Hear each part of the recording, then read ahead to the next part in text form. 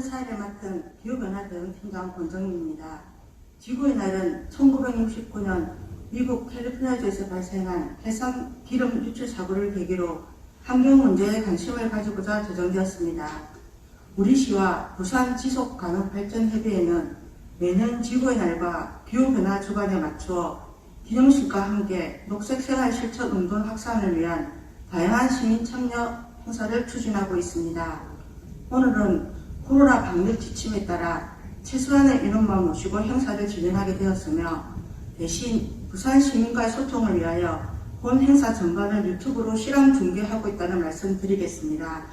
잠시 후 본 행사를 시작하오니 가지고 계신 핸드폰은 무음이나 진동으로 돌려주시기 바랍니다. 지금부터 제51주년 지구의 날 행사를 시작하겠습니다. 다음은 국민의례가 있겠습니다. 정면 태극기를 향해 모두 일어서 주시기 바랍니다. 국기에 대하여 경례.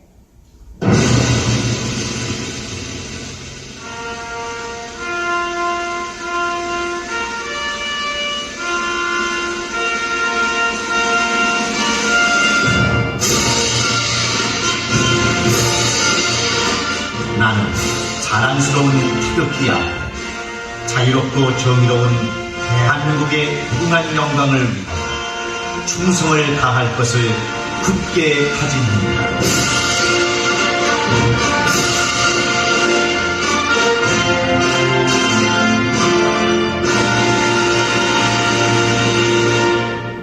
바로 모두 앉아주시기 바랍니다. 다음은 내빈을 소개해드리겠습니다. 부산광역시 이준성 환경정책실장님 참석하셨습니다. 이지인의 부산지속가능발전협의회 공동회장님 참석하셨습니다. 이유진 녹색전환연구소 연구원님 참석하셨습니다. 김영석 부산산업과학혁신원 본부장님 참석하셨습니다.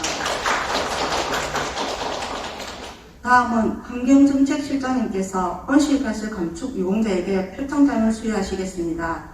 오늘 온실가스 감축 및 저탄소 생활 실천 우수 공로로 수상하시는 분은 총 28명이나 코로나 상황으로 인해 4분만 이 자리에서 수상하고 나머지 수상자들에게는 별도로 전달하겠습니다. 환경정책실장님과 수상자께서는 앞으로 나와주시기 바랍니다.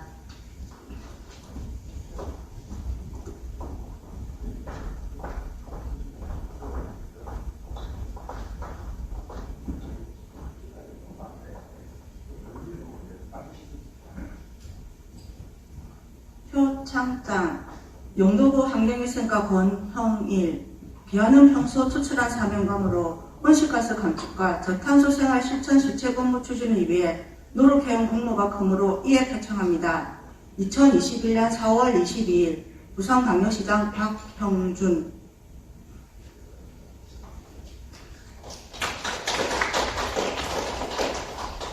표창장 사하구 환경위생과 김선영. 이하 내용은 같습니다.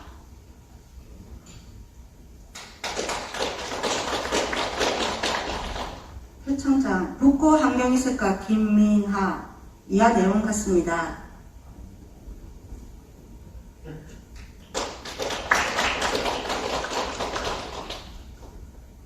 표창장 부산환경공단 이형민. 이하 내용은 같습니다. 수상자들에 대한 기념 촬영을 하도록 하겠습니다.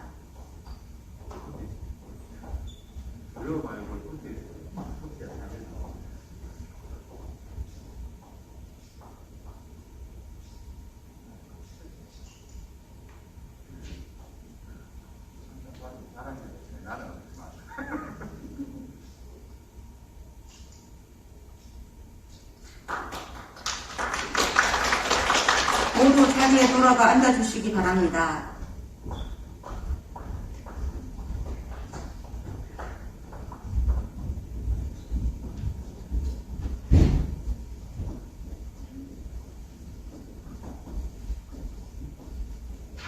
다음은 이준성 환경정책실장님의 기념사가 있겠습니다.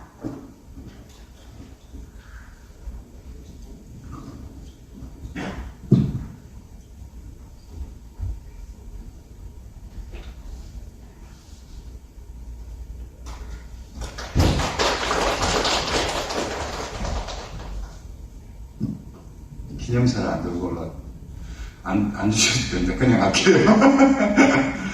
안녕하십니까. 환경기지실장입니다. 오늘 51주년 지구의 날 기념식인 것 같습니다. 보통 우리 기념일, 생일 이러면 탄생을 했거나 이렇게 전쟁에서 이겼거나 좋은 날을 기념을 하는데, 지구의 날은 아까 우리 사회자님께서 소개하신 것처럼 69년도에 산타바바라에서 해상 기름 유출 사고 때문에 환경에 대한 중요성, 환경 피해에 대한 중요성 이런 것들을 각인하고 그것들을 강조하기 위해서 만든 날이 지구의 날인 것 같습니다. 그래서 제가 급하게 숨이 좀 차서 그래서 이제 지금 현재 상황을 보면 그 어느 때보다도 지금 환경에 대한 중요성이 좀 더 부각되고 있는 것이 아닌가 하는 생각들이 듭니다. 특히나 이제 코로나 지금 이 상황도 여러분께서 유튜브로 보시고 이렇게 극소수만 이렇게 앉아 계신 것이 코로나19라는 이런 생각지도 못했던 이런 전염병 때문에 이렇게 강제적인 사회적 거리두기를 하고 있는 이런 상황이지 않습니까? 이런 부분들이 결국 환경에 대한 홀대, 환경에 대한 무시, 지구를 사랑하지 않음으로써 발생했다라는 게 또 중론입니다. 그래서 꼭 코로나19가 아니다 하더라도 환경에 대한, 우리 지구에 대한 애정과 관심은 매우 중요하다라고 생각이 듭니다. 특히나 오늘 온실가스 저감, 실천 우수 아파트, 이런 상들을 받으신 여러분들 축하드립니다. 여러분들이 어떻게 보면 지구를 사랑하는 전사, 용사의 가장 용감하신 분들이 아닌가 하는 생각들이 듭니다. 이렇게 우리 생활에서 작은 것부터 시작해서 환경을 아끼고 하는 부분들이 시작된다면 저희가 작년에 저희 대통령님께서 2050년까지 탄소 중립을 하겠다라고 선언을 하셨던 것처럼 충분히 2050년이 되면 탄소 중립 국가가 될 수 있지 않을까 하는 생각이 듭니다. 저희 부산도 2030년까지 탄소 배출량의 약 한 45%, 44.8%를 줄이겠다는 목표를 세우고 있고요. 2050년까지는 정부 정책과 동참해서 넷제로를 하도록 계획을 나가도록 하겠습니다. 근데 이러한 계획들이 저희 시가 할 수 있는 것은 아닙니다. 여러분들과 같이 할 수밖에 없는 겁니다. 그래서 이런 부분들에 대해서 많은 동참, 관심, 실천을 해주시면 너무나 고맙겠습니다. 오늘 우리 지속가능발전협의회 이진희 위원장님 바쁘신 시간 가운데 참석해 주셔서 고맙습니다. 유진 박사님, 녹색전환연구소에, 그리고 우리 비스텝의 김영석 본부장님 시간 내주셔서 감사하고요. 이게 기념식이 중요한 게 아니라 이런 계기를 통해서 항상 내 생활 근처에 나랑 가까운 곳에서 쓰레기 하나 줄이는 거, 불 하나 끄는 거, 차 안 타고 걸어다니는 거, 이런 것들 아무것도 아닌 것 같지만 이런 것들 모이면 결국은 미세먼지도 줄어들고 탄소도 줄어들고 우리 지구도 건강해질 것이라고 봅니다. 안 그러면 21세기 말쯤 되면 100년쯤 지나면 해수면이 1m 정도 높아진답니다. 그러면 지금 생각해보면 마리시티부터 시작해서 아파트 다 없어져야 됩니다. 줄여야 되지 않겠습니까? 부탁드립니다. 감사합니다.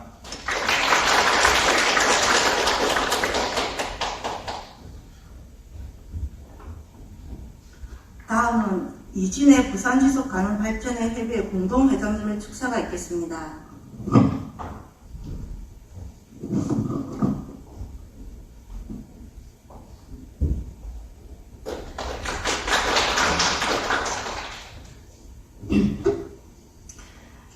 지금부터 이 52년 전 1969년 미국 캘리포니아 연안에서 유니온 오일 정유회사가 폭발물을 이용해서 원유 시추 작업을 하던 중에 시추 시설에 파열이 생기면서 원유 10만 배럴이 바다에 유출되고 엄청난 수역의 푸른 바다가 검은 기름으로 오염되는 큰 사고가 발생했습니다. 새들은 기름이 묻으면 부리로 뜯어내다가 기름을 먹으면서 죽고 또 기름에 젖으면 깃털의 보온의 역할을 못하니 그야말로 얼어서 죽습니다. 시꺼멓게 변한 바다를 보고 이 사건을 계기로 환경오염의 심각성을 깨달은 시민들은 자연보호와 권리, 환경오염과 생태계 파괴 등을 알리는 캠페인을 벌이기 시작했습니다. 사고 그 이듬해 1970년 4월 22일 미국 전역의 환경보호론자들이 모여서 대규모 자연보호 캠페인을 전개했습니다. 이 자리에서 지구의 날 선언문을 발표했으며 이것이 바로 오늘 지구의 날의 시작이 되었습니다. 지구의 날 선언문에는 인간이 환경 파괴와 자연 낭비로 인해 자연과 조화롭게 살던 전통적 가치가 파괴되고 있음을 경고하고 기업의 환경 보존에 대한 사회적인 책임과 시민의 생활문화 개선을 촉구하는 내용들이 담겨져 있습니다. 제1회 1970년 지구의 날은 미국 역사상 가장 대규모로 조직된 시위였습니다. 2천만 명의 사람들이 행사에 참여해서 연설을 듣고 토론회를 개최하고 환경을 깨끗이 하는 실천적인 행동을 했습니다. 뉴욕의 5번가에는 자동차의 통행이 금지되었고 센트럴파크에 60만 명이 넘는 인원이 환경 집회에 참여했습니다. 미국 전역에서 학생들과 주민들이 거리로 나와서 쓰레기를 줍고 다니는 행진도 일주일이나 지속했습니다. 지구의 날은 이런 날입니다. 1990년 우리나라에서도 하나뿐인 지구, 하나뿐인 국토, 하나뿐인 생명 등 3개의 주제를 중심으로 기념식, 걷기대회, 선언문 낭독, 문화행사 등을 서울에서 처음 시작한 이후에 매년 지구의 날 기념행사를 개최하고 있습니다. 특히 2009년도부터는 환경부는 4월 22일 지구의 날을 전후해서 일주일을 기후변화 주간으로 지정하고 온실가스 줄이기를 위한 다양한 국민 참여 행사를 진행하고 있습니다. 올해는 제13회로 4월 22일부터 28일까지 지구의 날 행사 주간이며 대한민국 탄소 중립 2050 바로 지금 나부터가 구호 주제입니다.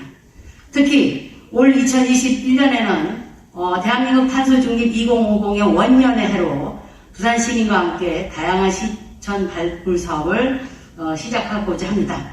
실천 사업의 내용은 첫 번째, 전기부터 절약하는 에너지 전환, 저탄소 제품 구입에부터 시작하는 저탄소 산업화, 대중교통과 전기수소차로 시작하는 미래 모빌리티, 재활용부터 시작하는 순환경제, 마지막으로 내 나무 심기부터 시작하는 탄소 흡수 숲 등입니다.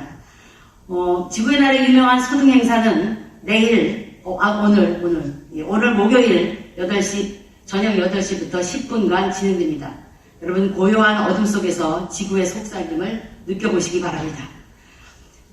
오늘 부산시에서는 2021 지구의 날 행사를 맞이해서 부산 지속가능발전협의회, 부산환경회의, 기후위기 부산 비상행동이 주관하고 부산 녹색연합회의 10개의 단체가 참여해서 오늘 기념식과 함께 탄소 중립도시 부산시민대회가 토요일날 부산역 광장에서 하고 녹색 제품 및 업사이클링 전시회 등 알찬 프로그램을 준비했습니다. 코로나19 2단계 아래 진행되는 프로그램인 만큼 다소 미흡하더라도 너그럽게 양해해 주시기 바랍니다. 우리 모두 다 함께 오늘의 행사를 즐기시고 대한민국 탄소 중립 2050 바로 지금 나부터를 행동으로 옮기시다. 감사합니다.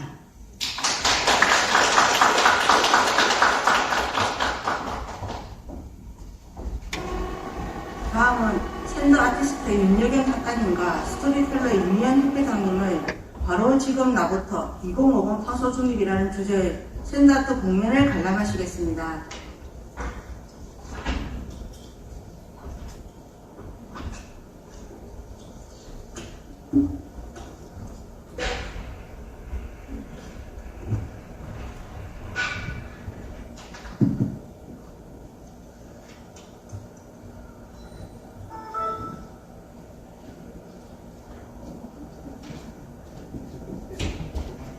네, 2021년 제51회 지구의 날 기념식 많은 분들이 함께 하실 수 있도록 유튜브 생중계로 함께 하고 있습니다.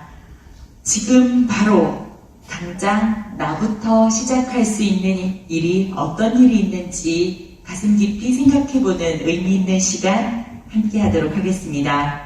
빛과 모래의 아름다운 감성예술 샌드아트로 함께 하겠습니다. 여러분의 뜨거운 박수 부탁드립니다.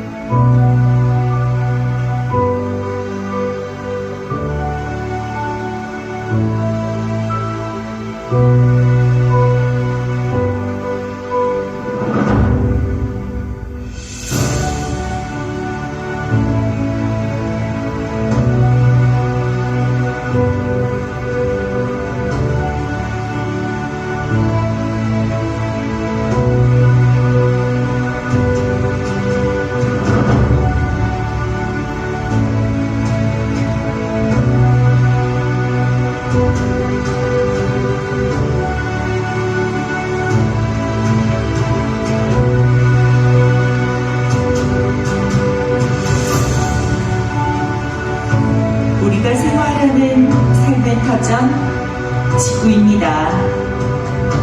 지금 지구는 고통스러운 환경 오염이라는 난치병에 시달리고 있지요. 2020년 환경 위기 시계를 볼 때 세계는 9시 47분, 우리나라는 9시 56분으로 세계보다 9분이나 앞서 있으며 2019년 9시 46분보다 무려 10분이나 더 빨라졌습니다. 환경 위기 시계가 12시가 되면 지구는 종말을 하게 된다고 합니다.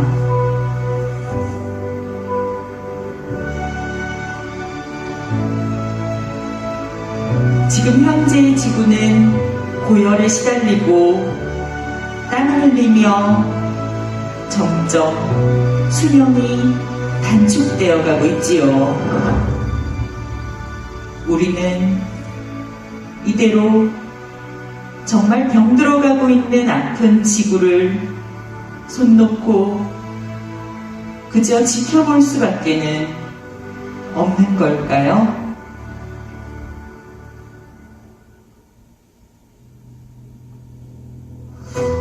오늘 우리는 전 세계적인 환경의 날 중 하나가 된 지구의 날을 맞아 환경 오염 문제의 심각성을 깨닫고 지구의 소중함을 다시 한번 생각하는 계기가 되었으면 합니다.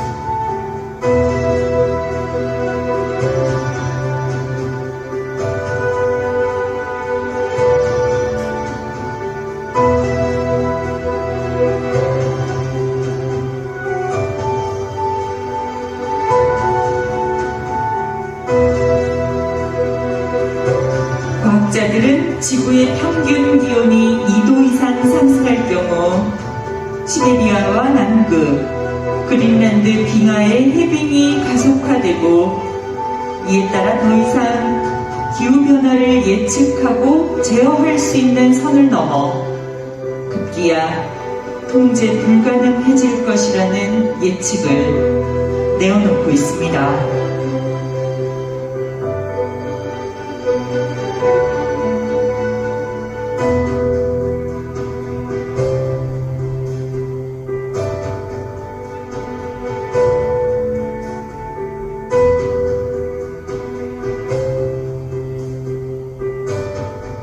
서식지를 잃은 가엾은 북극곰의 눈물을 우리는 더 이상 방치할 수 없습니다.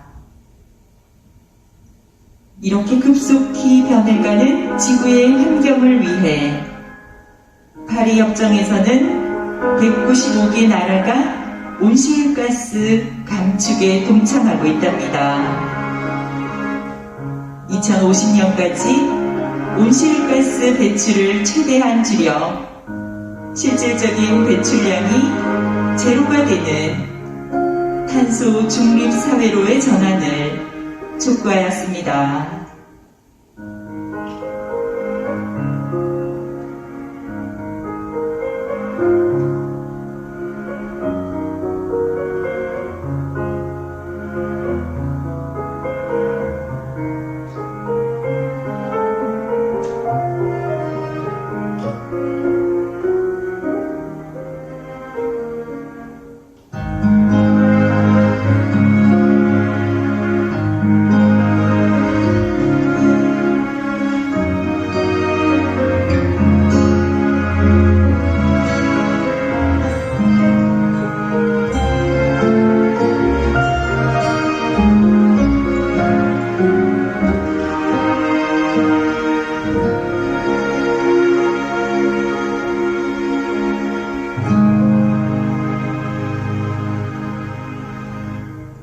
이에 동참하는 우리 대한민국과 함께 부산광역시는 탄소 중립, 그린 뉴딜을 함께 이끌어 나가고 있습니다. 이에 따른 실질적인 실천사항으로 친환경 건물, 태양광, 풍력과 같은 신재생에너지, 수소차, 전기차와 같은 미래 모빌리티, 순환경제, 탄소 흡수, 그리고 국민이 모두 함께 소통하고 공감하는 탄소 중립 문화를 만들어가고 있습니다.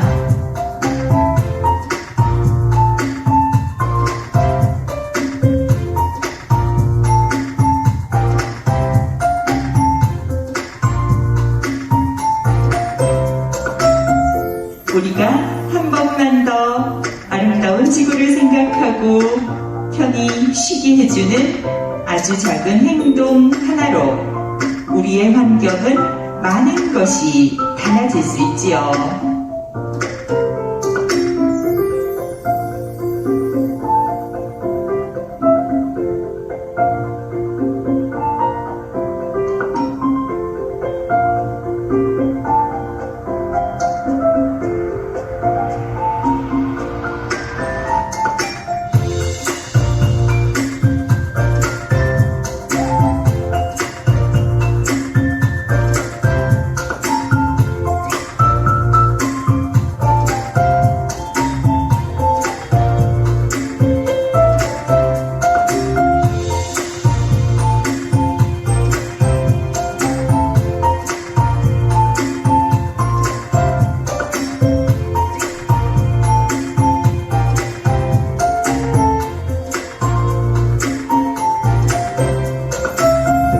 시민이 함께 참여하는 전기 절약하기, 저탄소 제품 먼저 구매하기, 대중교통과 친환경차 이용하기, 재활용으로 쓰레기 줄여나가기, 그리고 내 나무 내가 직접 한 그루 심기까지.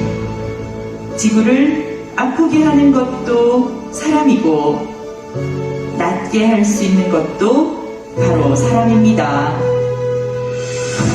지구를 지키는 기후행동, 탄소 중립 사회로의 전환, 우리 부산 시민 모두의 힘이 필요하답니다.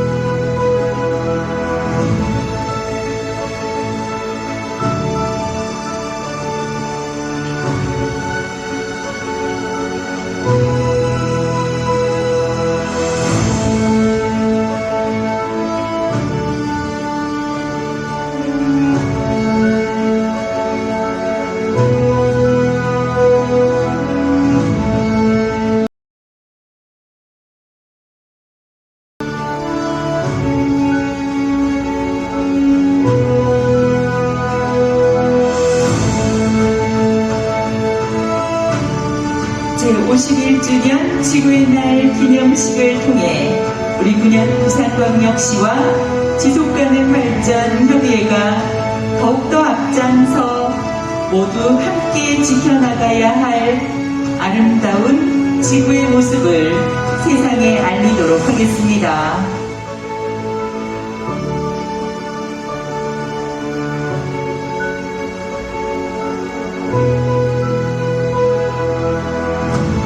지구의 회복은 바로 지금 당장 나부터 더욱 적극적인 마음으로 2050 탄소중립 함께하도록 하겠습니다. 빛과물의 아름다운 감성예술가에게 뜨거운 박수 부탁드립니다.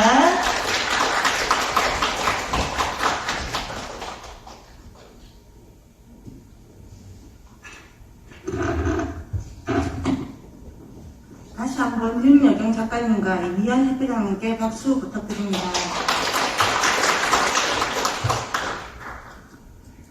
다음은 전문가 강연 순서입니다. 먼저 전문가 강연을 해주실 이유진 강사님은 현재 녹색전환연구소 연구원, 국무총리실 녹색성장위원회 위원과 환경부 중앙환경정책위원회 위원으로 활동하고 계십니다. 이유진 강사님께서 기후위기가 탄소 중립시대 지역의 대안이라는 주제로 강연을 해주시겠습니다. 박수로 맞이하여 주시기 바랍니다.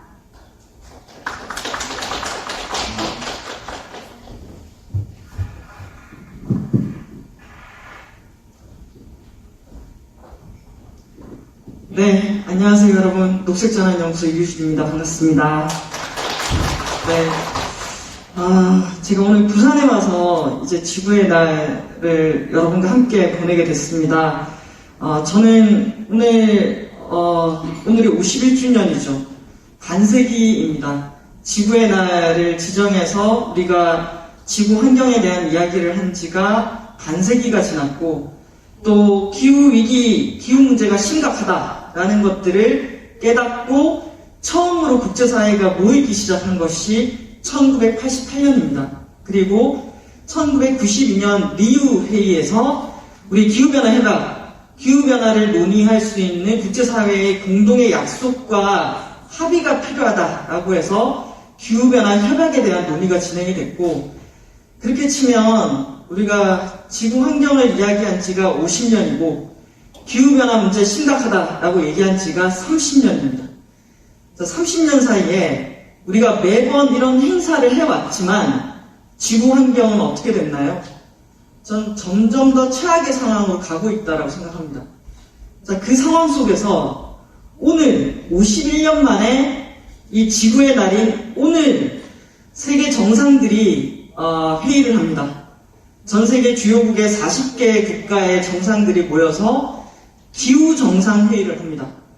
저는 오늘 51주년이 되는 이 지구의 날에 열리는 기후정상회의에서 나오는 결과가 우리에게 상당한 많은 영향을 미칠 거라고 생각합니다.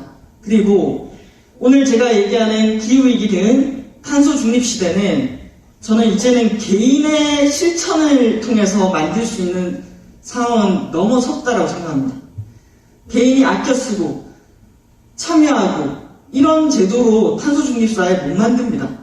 그래서 실제로 우리는 우리의 상황이 얼마나 나쁜지, 그리고 도대체 어느 정도를 해야지 이 기후위기 속에서 우리가 생존할 수 있는지 저는 냉정하게 우리가 파악하고 아는 것부터가 절반이라고 생각합니다. 지난 3년 동안 저도 현 정부에서 녹색성장위원으로 활동하고 바로 직전까지 국무총리 그린뉴딜 특보로 활동을 하면서 정부의 기후정책, 에너지정책 어떻게 만들어지고 또 자문하는 역할을 해왔습니다. 하지만 제가 지금 느끼고 있는 이 걱정은 지금의 정책, 지금의 한국의 수준으로는 기후위기도 못 막을 뿐만 아니라 우리 개개인의 시민들의 안전이라든지 미래를 저는 결코 담보할 수 없다고 생각합니다. 그래서 얼마나 상황이 심각한지, 우리가 무엇을 해야 하는지, 오히려 최근에 각각의 지자체들의 저는 기후나 환경 관련 정책은 후퇴하고 있다고 생각합니다. 그래서 왜 그렇게 생각하는지, 정말 그렇게 심각하다고 얘기하는 것의 실체가 무엇인지 제가 여러분께 오늘 자료를 통해서 보여드리고 싶습니다. 2020년에서 2021년 사이에 이런 변화들입니다. 코로나, 팬데믹, 비대면 사회, 그린 뉴딜, 탄소 중립. 정말 1년 사이에 많은 변화가 있지 않았습니까? 우리 지금 마스크 끼고 이렇게 하는 생활이 거의 2년째 일상화되고 있습니다. 제가 몇 년 전에 이 그림을 보면서 이거 뭔가 우리에게 시사하는 바가 크다.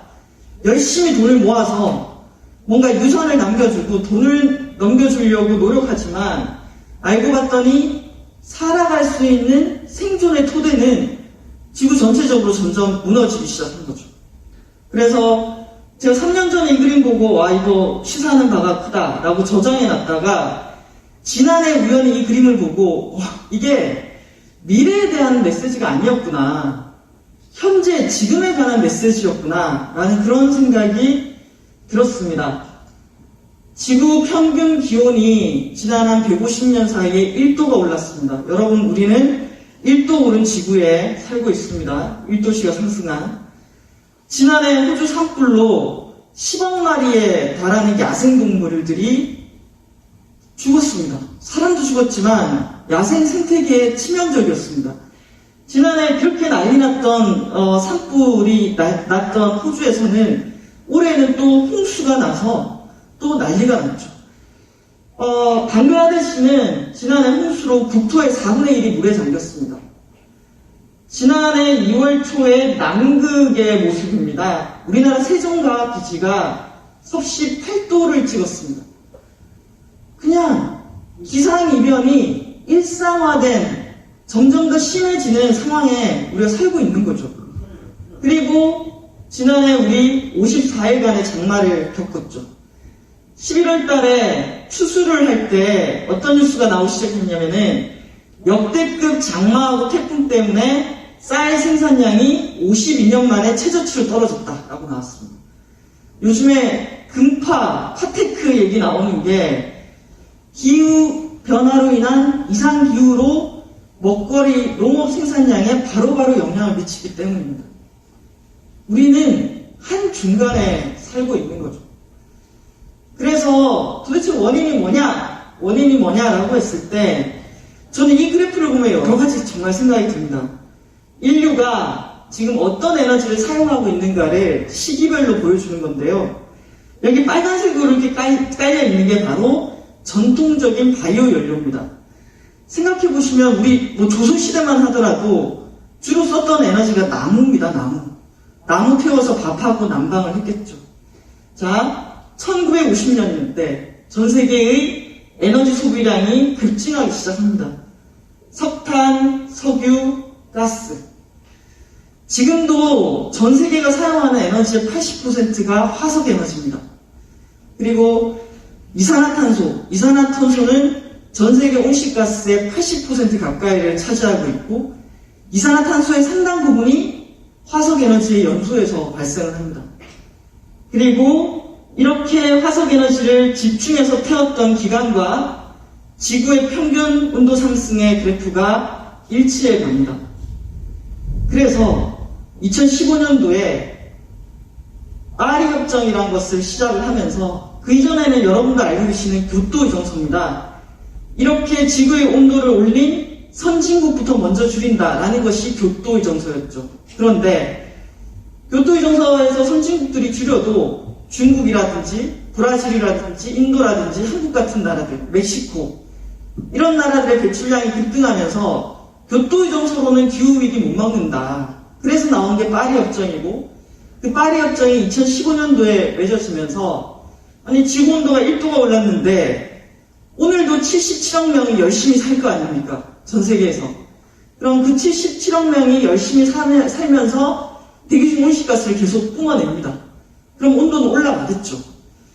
몇 도에서 막아야 되느냐? 몇 도에서 우리가 생존하려면은 지구 평균 기온 상승을 막아야 되느냐라고 했을 때 1.5도냐 2도냐 논쟁이 붙었고, 그래서 과학자들에게 1도에 있을 때 어떻게 되고 2도일 때 어떻게 되냐라고 질문을 던졌고, 그에 대한 과학자들의 답이 2018년도에 나왔어요.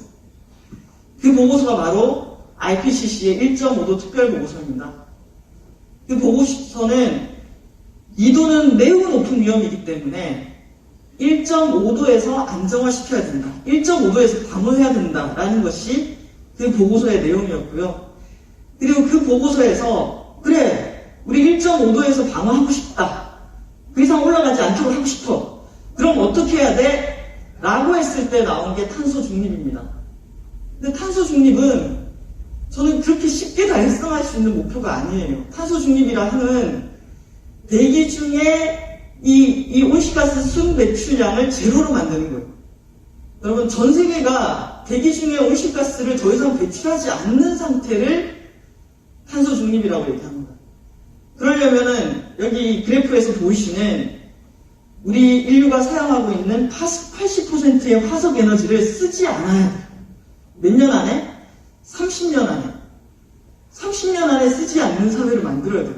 자, 오늘 부산에서 얼마나 많은 분들이 열심히 일을 하시겠어요. 항구에서도 일을 하실 거고요. 또 공장에서도 일을 하실 거고, 또 여러분도 이동하셨잖아요. 오늘 하루도 부산은 온실가스를 배출했습니다. 많이. 화석 에너지를 쓰면서. 근데 2050년 탄소 중립 부산을 만든다는 거는 이런 화석 에너지 기반한 거 다 없어져야 된다는 것을 의미해요. 엄청난 문화입니다. 우리 앞에 엄청난 숙제가 지금 던져졌다라고 보시면 되고요. 이 2018년도의 1.5도 특별보고서, 1.5도일 때, 2도일 때 어떤 일들이 일어나는지에 대해서 전망을 했었고, 1.5도만 돼도 전 세계 바닷속의 산호초가 70에서 90%가 사라집니다. 근데 2도가 되면은 99%가 사라지는 거예요. 우리는 1.5도에서 막겠다라고 얘기하는데 지금 우리가 살고 있는 게 1도고요. 우리가 배출하는 거에 따라서 온도는 계속해서 올라갑니다. 1.5도에서 막으려면은, 그런데 1.5도도 보시면은 안전하지 않아요. 1.5도도.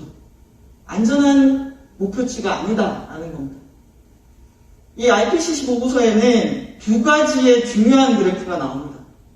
자, 만약에 지금 속도대로 우리가 온실가스를 배출하면은 그 1.5도에 도달하는 시점이 언제쯤이냐? 여기 보면은 30년에서 52년 사이에 도달할 가능성이 높다라고 나옵니다. 빠르면 30. 그러면 이게 추세선을 쭉 보면은 2040년을 전후로 1.5도에 도달한다고 나옵니다. 우리에게 시간이 별로 없다라는 얘기가 이 그래프를 보면 알 수가 있고요. 그래, 1.5도에서 안정화하겠어. 그럼 어떻게 해야 돼? 이게 전세계 배출량 그래프입니다. 2020년을 기점으로 이렇게 떨어져야지 탄소 중립이 되는 겁니다. 이 그래프가 2018년도에 나온 가장 중요한 저는 메시지를 갖고 있다고 생각합니다. 자, 그랬을 때 배출량 계속 늘어났어요. 늘어났던 것이 2020년을 기점으로 꺾여야 된다라고 얘기하고 있는데, 놀라운 건 2020년에 실제로 꺾였어요. 코로나 때문에 꺾였어요. 우리의 경제활동이나 이런 것들이 줄어들면서 꺾였단 말이에요. 근데 코로나 때문에 꺾여보니까 여러분 어떠세요? 경제적인 충격과 고통이 크지 않습니까? 그쵸? 그래서 실제로 전 세계가 저렇게 팽창하는 세계로 가다가 온실가스를 이렇게 줄이려면은 너무 힘든 거예요. 그런데 코로나는 갑작스럽게 우리가 준비하지 않은 상태에서 온 거고, 우리가 지금부터 저런 사회를 만들어 가야겠다라고 했을 때는 준비해서 갈 수 있잖아요.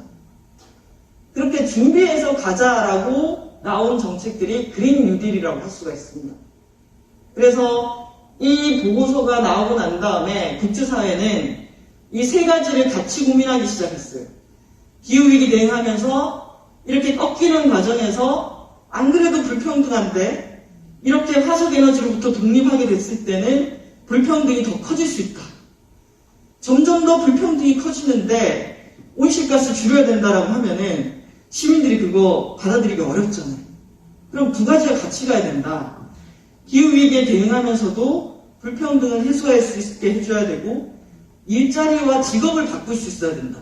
예를 들면 지금은 한국 사회에서 화석에너지를 연소하거나 화석에너지에 기반해서 열심히 하루 오늘 일했는데 온실가스 배출량이 늘어나는 일자리들이 더 많아요. 근데 이렇게 되면 산업은 지속되겠지만 배출량은 못 줄이잖아요. 산업을 줄여줘야 된다. 온실가스를 줄이는 에너지라든지 산업 분야를 만들어서 사람들의 일자리, 사람들이 열심히 일하고 왔을 때 온실가스가 이만큼 늘어나는 게 아니라 줄일 수 있는 녹색 일자리로 전환해줘야 된다. 이게 그린 뉴딜의 중요한 메시지였습니다. 자, 그래서 우리 그런 얘기 많이 하잖아요. 기후위기 심각한데도 괜찮아 서서히 감각이 없이 행동하지 않는 걸 보고 서서히 온도가 올라가는 서서히 끓는 물 속에 냄비 속에 가만히 앉아있는 개구리 같다라는 표현을 쓰잖아요. 근데 지금은 우리가 얼마나 심각한지를 인식하는 개구리가 돼야 되고 실제 탄소 중립까지 갈 수 있는 줄이는 개구리가 돼야 되고 어차피 여러분과 제가 살아가는 동안에는 지구의 평균 기온은 계속 올라갈 수밖에 없어요. 그러면은 앞으로도 발생하는 재난에 적응하는 개구리가 돼야 됩니다. 그랬을 때 저는 오늘 밤의 기점으로 우리는 그동안 2050년 탄소 중립을 얘기해 왔는데 오늘 밤을 기점으로 2050년이 아니라 2030년까지 무엇을 할 것인가로 국제사회의 온실가스 감축 목표가 당겨지게 될 겁니다. 왜냐하면 2050년이라고 여러분 생각해 보세요. 앞으로 30년 뒤에 그러면 다들 이렇게 생각해요. 누군가는 다음 사람이 하겠지. 그쵸? 근데 그렇게 해서 우리가 늘 목표를 달성을 못했어요. 최근에는 파리 협정에 의해서 각각의 나라들이 그래 온실가스 감축 목표 가지고 와봐라. 그리고 가지고 왔어요. 그래서 이걸 각각의 나라들이 열심히 줄이겠다는 감축 목표를 다 달성했을 때 지구의 평균 기온 상승 예상치는 어떻게 되냐라고 했을 때 여전히 2, 3도 경로에 있는 거예요. 그럼 안 되겠네. 지금 파리 협정에 의한 목표치 이걸로 안 되겠네. 그럼 어떡하지? 2030년의 목표를 강화해야 된다. 오늘 밤에 열리는 지구의 날 열리는 기후정상회담의 이슈는 2050년에 맞춰진 게 아니라 그래 2030년까지 너네 얼마나 줄일 거야. 2030년으로 당겨지게 됩니다. 그런데 오늘 제가 얘기 드리고 싶은 거는 이제 이 기후 문제는 환경 문제가 아닙니다. 북극곰의 문제가 아니에요. 우리가 먹고 사는 문제예요. 왜 우리가 먹고 사는 문제다라고 얘기 드리냐면은 자 지난해 대통령께서 이렇게 말씀하셨어요. 2050년 탄소 중립은 우리 정부의 가치 지향이나 철학이 아니라 세계적으로 요구되는 새로운 경제 국제 질서. 저 이 표현이 너무 솔직하다고 생각합니다. 왜냐하면 실제로 우리 전국적으로 또는 우리나라 공무원들도 그렇고 우리나라 기업들도 그렇고 기후 문제를 이거 우리가 해야 되는 일이야. 이거 우리가 정말 중요하게 가치를 삼아가지고 해야 되는 일이야라고 아직 받아들여지지 않은 상태입니다. 그걸 받아들였다면 우리가 이렇게 온실가스를 못 줄였을 리가 없겠죠. 우리는 매번 온실가스 감축 목표는 세웠지만 한 번도 지킨 적이 없습니다. 자, 그런 상황에서 새로운 경제 국제 질서라는 것은 실제로 기후 문제를 중심으로 국제사회의 경제 질서가 재편되기 시작했다라는 겁니다. 예를 들면 아까 제가 보여드렸던 이 엄청난 그래프, 이렇게 제로로 내리꽂히는 이 그래프를 국제사회에서 가장 먼저 하겠다고 한 나라가 유럽연합입니다. 근데 유럽연합은 2030년까지 온실가스 배출량을 90년 대비 55%. 자, 이건 뭐냐면은 유럽연합은 온실가스 배출량을 90년대 수준으로 돌아가는 겁니다. 90년대 배출 수준으로 돌아가서 거기서 55%를 줄이는 겁니다. 자, 이렇게 감축 목표를 잡았는데요. 원래는 파리 협정에 의한 유럽연합의 감축 목표는 40%였습니다. 근데 이 40%를 55%로 끌어올린 거예요. 더 줄이겠다고 한 거예요. 자, 이렇게 더 줄이겠다고 하면은 유럽에 있는 산업계가 어떻게 되겠습니까? 난리가 나겠죠. 아니, 우리는 온실가스 많이 줄이면서 물건 만드는데 다른 나라에서 수입된 것들은 그 나라들은 안 줄인다. 그러면 우리가 가격 경쟁력이 떨어지지 않냐? 그때 만든 게 탄소국경 조정입니다. 온실가스를 배출하고 유럽연합으로 들어오는 물건에 대해서 탄소 배출에 비례해서 비용을 부과시키는 겁니다. 이거는 온실가스 배출량을 국제무역이랑 연결시키는 거죠. 자, 탄소 발자국. 여러분도 개인의 탄소 발자국 잰다라는 이런 거 계산해 보시잖아요. 근데 그게 아니라 이제는 물건의 탄소 발자국을 잽니다. 예를 들면 배터리를 생산할 때 탄소 발자국이 얼마나 배출되는지를 가지고 라벨링이 됩니다. 언제부터? 2024년부터. 그래서 저는 유럽을 중심으로 이걸 경제 문제와 연결시키기 시작했고요. 그리고 바이든 대통령, 트럼프 때 파리 협정 뛰쳐나갔잖아요. 근데 바이든 대통령이 복귀를 했어요. 근데 복귀를 한 정도가 아니라 강력하게 복귀를 했어요. 그래서 1월 달에 대통령의 명령으로 연방정부 내에 석유가스 채굴 금지, 화석연료 보조금 폐지, 연방정부 차량을 전기차 수소차로 바꾸고 해상풍력 확대, 그냥 서명을 한 거예요. 크게 방향을 바꿔주는 정책들을 하는 겁니다. 그래서 저는 탄소 통상시대, 유럽연합이 탄소 국경 조정을 6월달까지 법제화하고 2023년부터 시행을 합니다. 품목은 시멘트, 철강, 금속, 석유압박 제품. EU는 배터리 지침을 만들어서 유럽에서 판매하는 전기차에 대해서 2024년부터 탄소 발자국을 공개하도록 합니다. 자, 물건을 만들 때 탄소 발자국이 높아져요. 뭐 때문에 높아질까요? 전 두 가지가 있어요. 하나는 어떤 에너지를 쓰느냐. 또 하나는 그 물건을 만들 때 자원을 얼마나 재활용하거나 재사용하는가. 유럽은 이 두 가지를 기준으로 세상의 틀을 바꿔가고 있습니다. 그런데 우리나라는 이산화탄소 4,800만 톤을 전 세계로 수출하고 있는 탄소 순수출국입니다. 왜 그럴까요? 물건을 만들어서 해외로 수출하면은 물건만 수출하는 게 아니라 탄소가 내재되는 거예요. 왜냐하면 우리나라 전력 중 석탄 발전 비중이 OECD 국가 중에서 상당히 높은 40% 수준이기 때문입니다. 석탄 태워서 전기 만들고 그 전기로 물건 만드니까 탄소 발자국 비중이 높아질 수밖에 없는 거죠. 자, 이 속에서 우리나라 OECD 국가 중에 재생가능 에너지 비중 꼴찌입니다. 그래서 저는 이제 지구의 환경 문제도 있지만 우리가 경제적으로 이렇게 바뀌는 판에서는 실제로 석탄 발전소를 진짜 줄이고 또는 줄이는 것에 끝나지 않고 최근에는 석탄 발전소 제로 시점. 예를 들면 유엔 사무총장은 OECD 국가들은 2030년까지 석탄 발전소 다 문 닫아라. 이렇게 얘기하고 있어요. 그래서 이제 통상과 에너지가 연계가 됩니다. 탄소 국경 조정, 탄소 발자국, 아리백. 그리고 이 표를 보시면은 한국이 저는 지금 이렇게 좀 한가한 상황이 아니다라고 생각해요. 왜냐면 1990년 대비 영국은 42% 줄였어요. 독일 31% 줄였고요. 우리가 기후 악당이라고 얘기했던 미국도 90년 대비 4% 늘어났어요. 일본 2% 줄었어요. 한국 149% 증가했어요.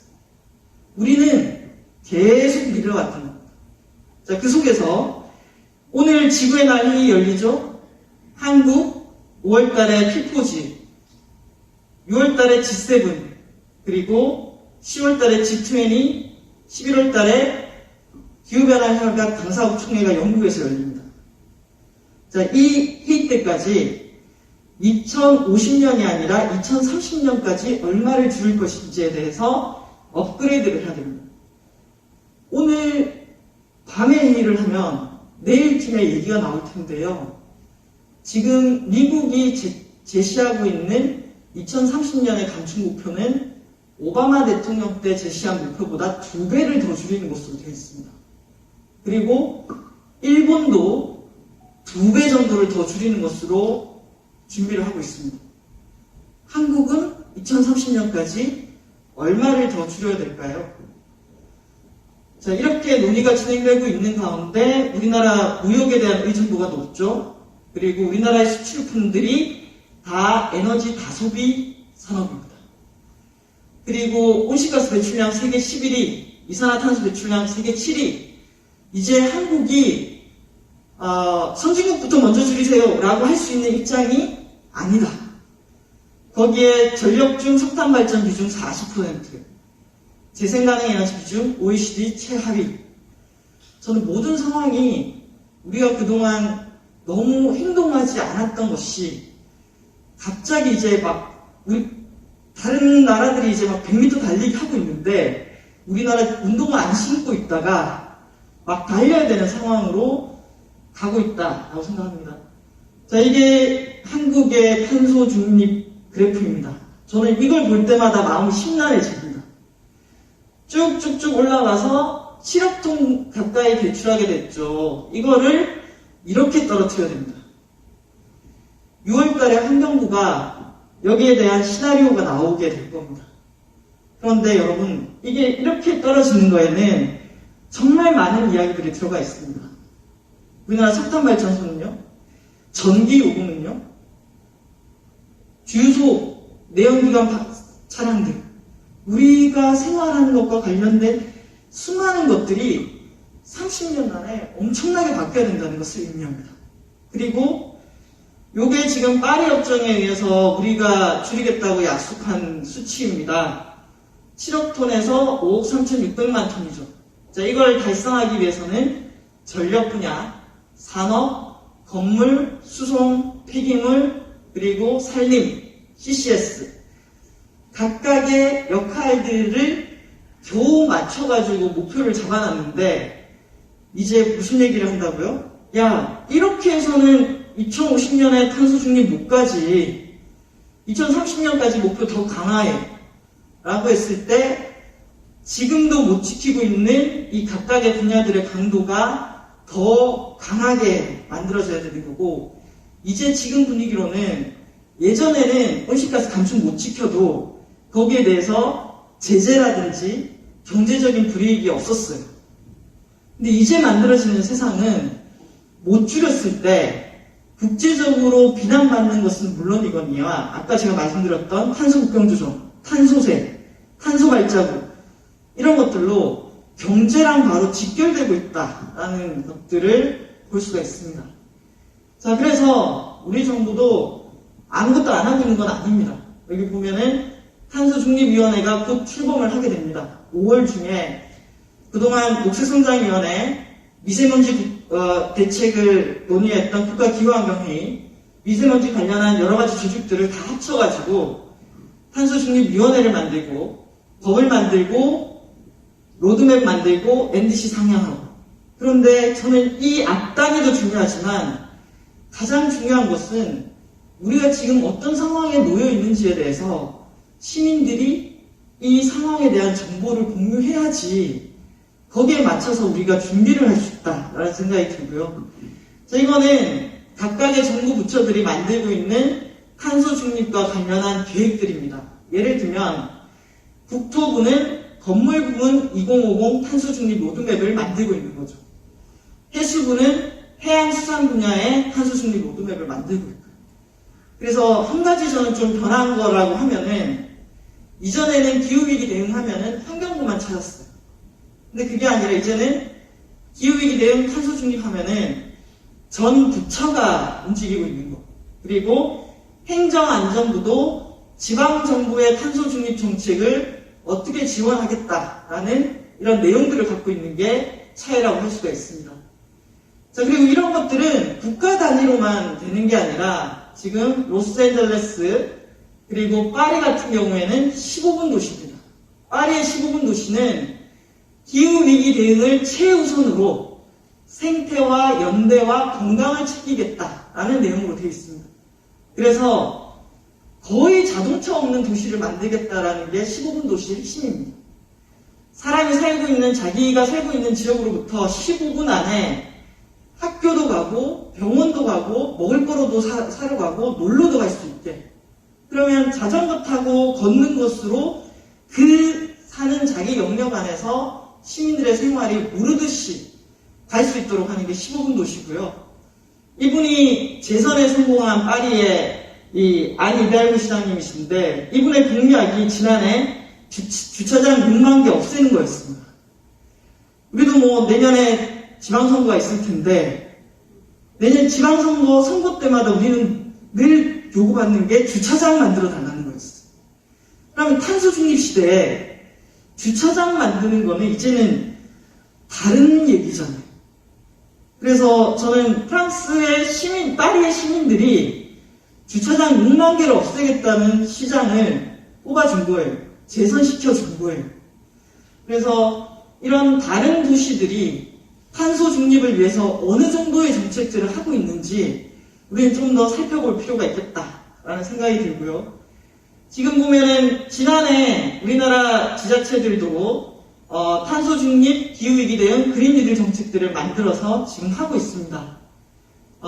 오늘 부산은 또 다른 분께서 소개를 해주실 것이라 다른 지자체들을 보면은 이게 아까 그래프 보셨죠? 서울시 같은 경우에는 탄소 중립을 기반으로 하는 그린니들 정책을 만들었습니다. 그런데 이걸 하려고 봤더니 가장 중요한 게 서울시 전체의 에너지 소비량을 한눈에 보고 파악하고 데이터를 알아야지 관련해서 정책을 만들 수 있기 때문에 최근에 에너지 정보 플랫폼 구축 사업을 통해 가지고 각각의 25개 구와 개인 가정의 전체적인 에너지 소비량이 어떻게 되는지를 파악할 수 있는 플랫폼을 만들었습니다. 그리고 이걸 기반으로 요게 이제 탄소 중립으로 가는 경로입니다. 서울에서 가장 많이 줄이거나 바꿔야 될 분야는 건물, 그 다음 수송, 그리고 폐기물. 요거는 우리 부산의 계획에도 있는 흡수원. 요렇게 정책이 만들어져 있고요. 광주광역시는 우리 동네 온실가스 현황을 홈페이지에 들어가게 되면은 각각의 지자체가 광주에 있는 자치구들이 온실가스를 얼마를 배출하는지를 눈으로 확인할 수 있는 센터를 운영하고 있습니다. 그래서 에너지 부분에 어떻게 줄어들고 있다, 비에너지 부분은 어떻게 되고 있다, 이제는 그냥 개인의 노력이 아니라 총괄적으로 데이터를 관리해가면서 탄소 중립으로 숫자로 볼 수 있도록 관리해 나가야 된다라는 게 특징이고요.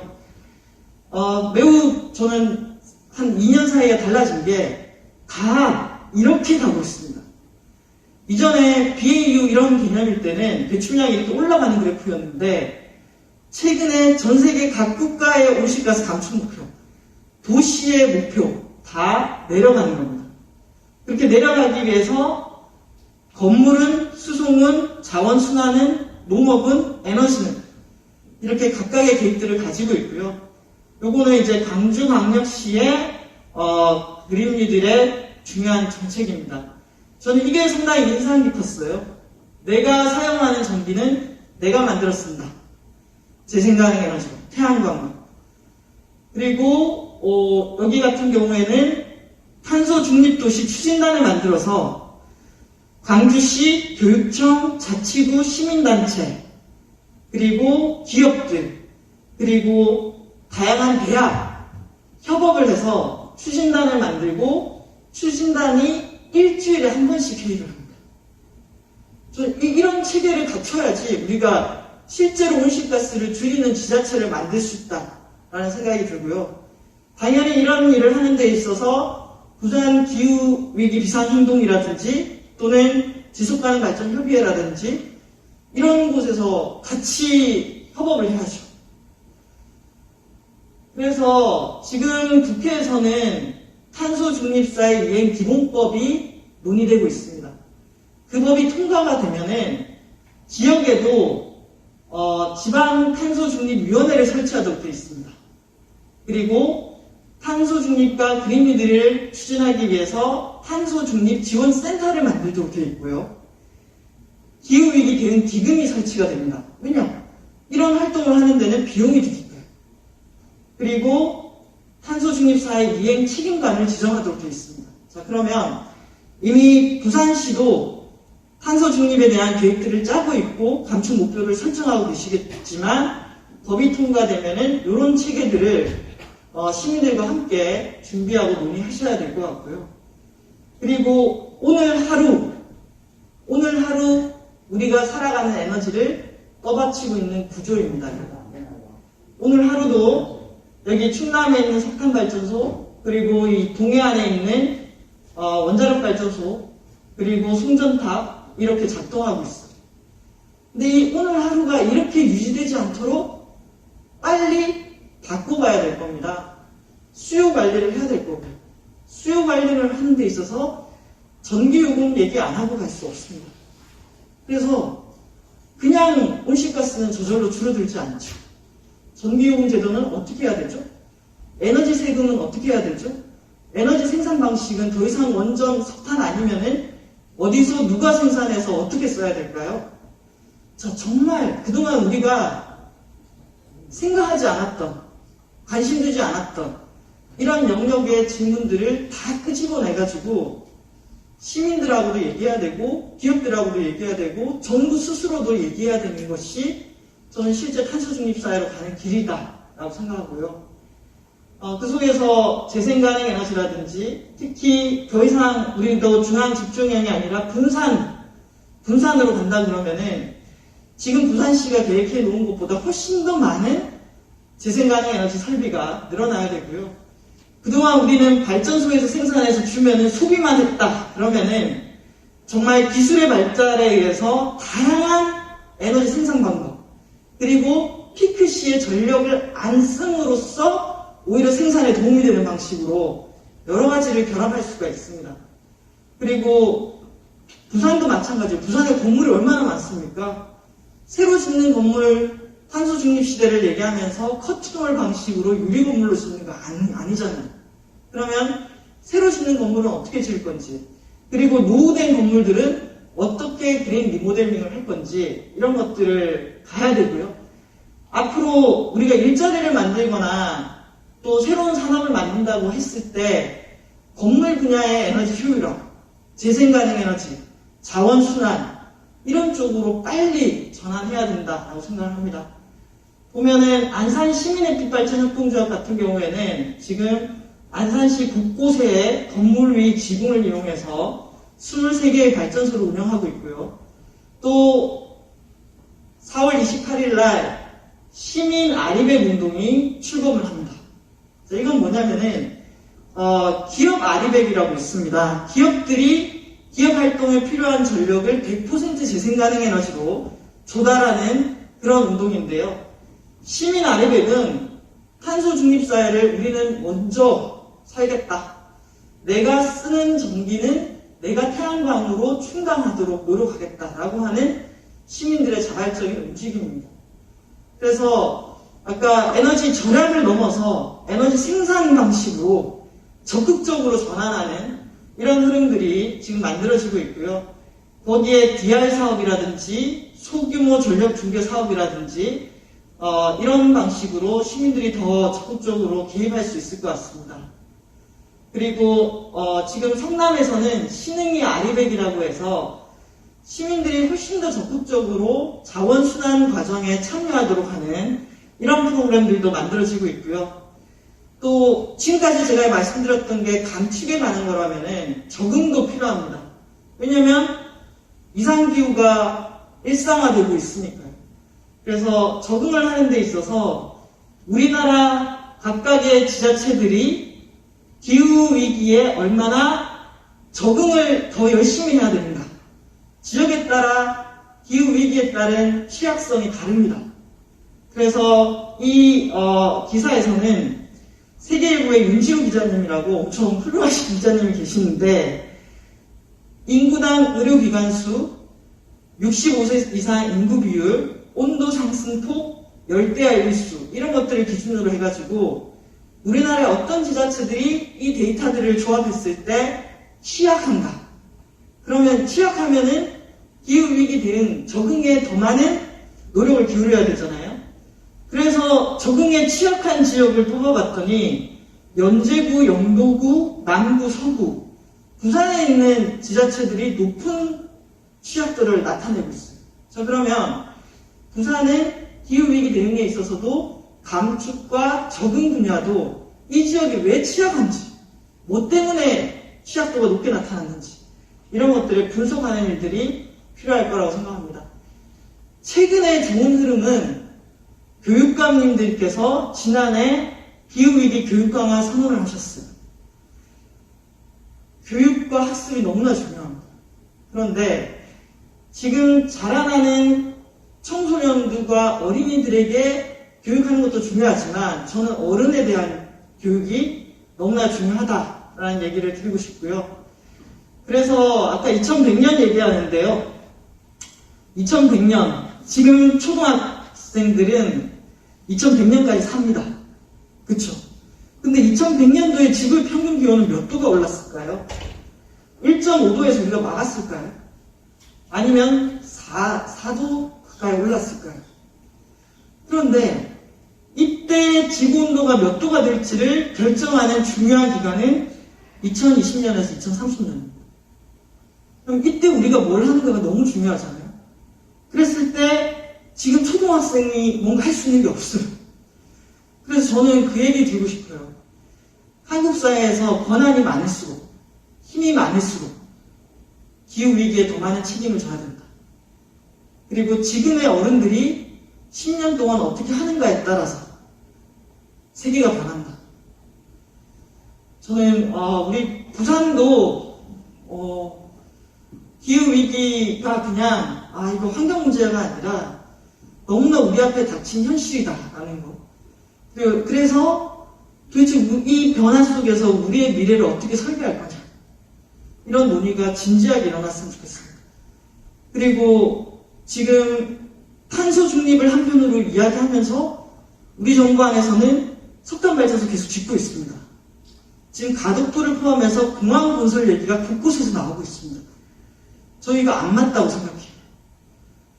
정말 기후위기 대응을 위해서 오늘의 우리가 어떤 결정을 하고 어떤 행동을 할지 책임감 있게 움직이지 않는다면 미래를 장담할 수 없다. 그래서 오늘 여기 함께 계시는 분들, 유튜브로 시청하고 계시는 부산 시민들께서 이 문제를 정말 해결하고 이걸 정말 중요한 의제로 삼아서 함께 대응하는데 같이 해주셨으면 좋겠습니다. 감사합니다.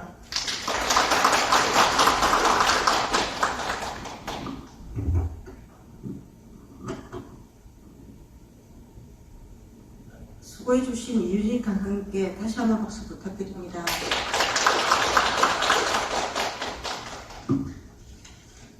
다음은 김영석 강사님의 지구를 살리는 착한 에너지라는 주제의 강연을 들으시겠습니다. 김영석 본부장님은 현재 부산산업과학혁신원에 근무 중이시며 한국과학기술원, 한국원자력연구원, 한국서산기술연구원에서 연구원으로 활동하신 에너지 분야의 최고 전문가이십니다. 큰 박수로 맞이해 주시기 바랍니다. 예, 지금 부산산업과학혁신원에 있는 김영석입니다. 오늘 제가 말씀드리고자 하는 거는,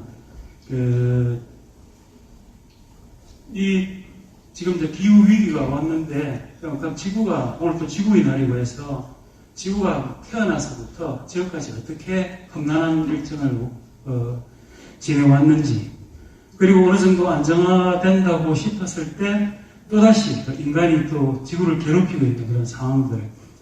그래서 우리가 이걸 해야 된다.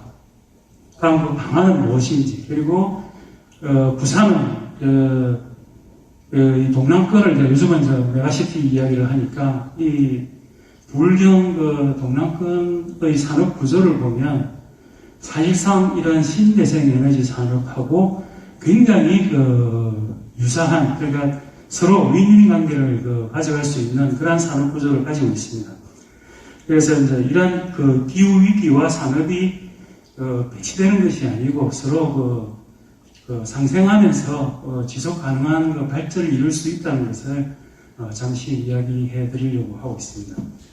그래서 처음에는 제가 지구가 어떻게 생성되고 안정화되어 가는지, 그리고 안정화되었을 때 지구의 그러한 에너지 균형은 어떻게 이루어져 있는지, 그리고 이러한 소위 말하는 착한 에너지라고 하는 이 신재생 에너지가, 다음 그 신재생 에너지의 그런 에너지 근원은 어디고, 그래서 이러한 신재생 에너지를 사용하게 되면 지구 에너지 균형을 이룰 수 있다는 것, 그리고 우리가 무엇을 해야 되는지 이제 부산의 산업의 관점에서 말씀을 드리려고 합니다.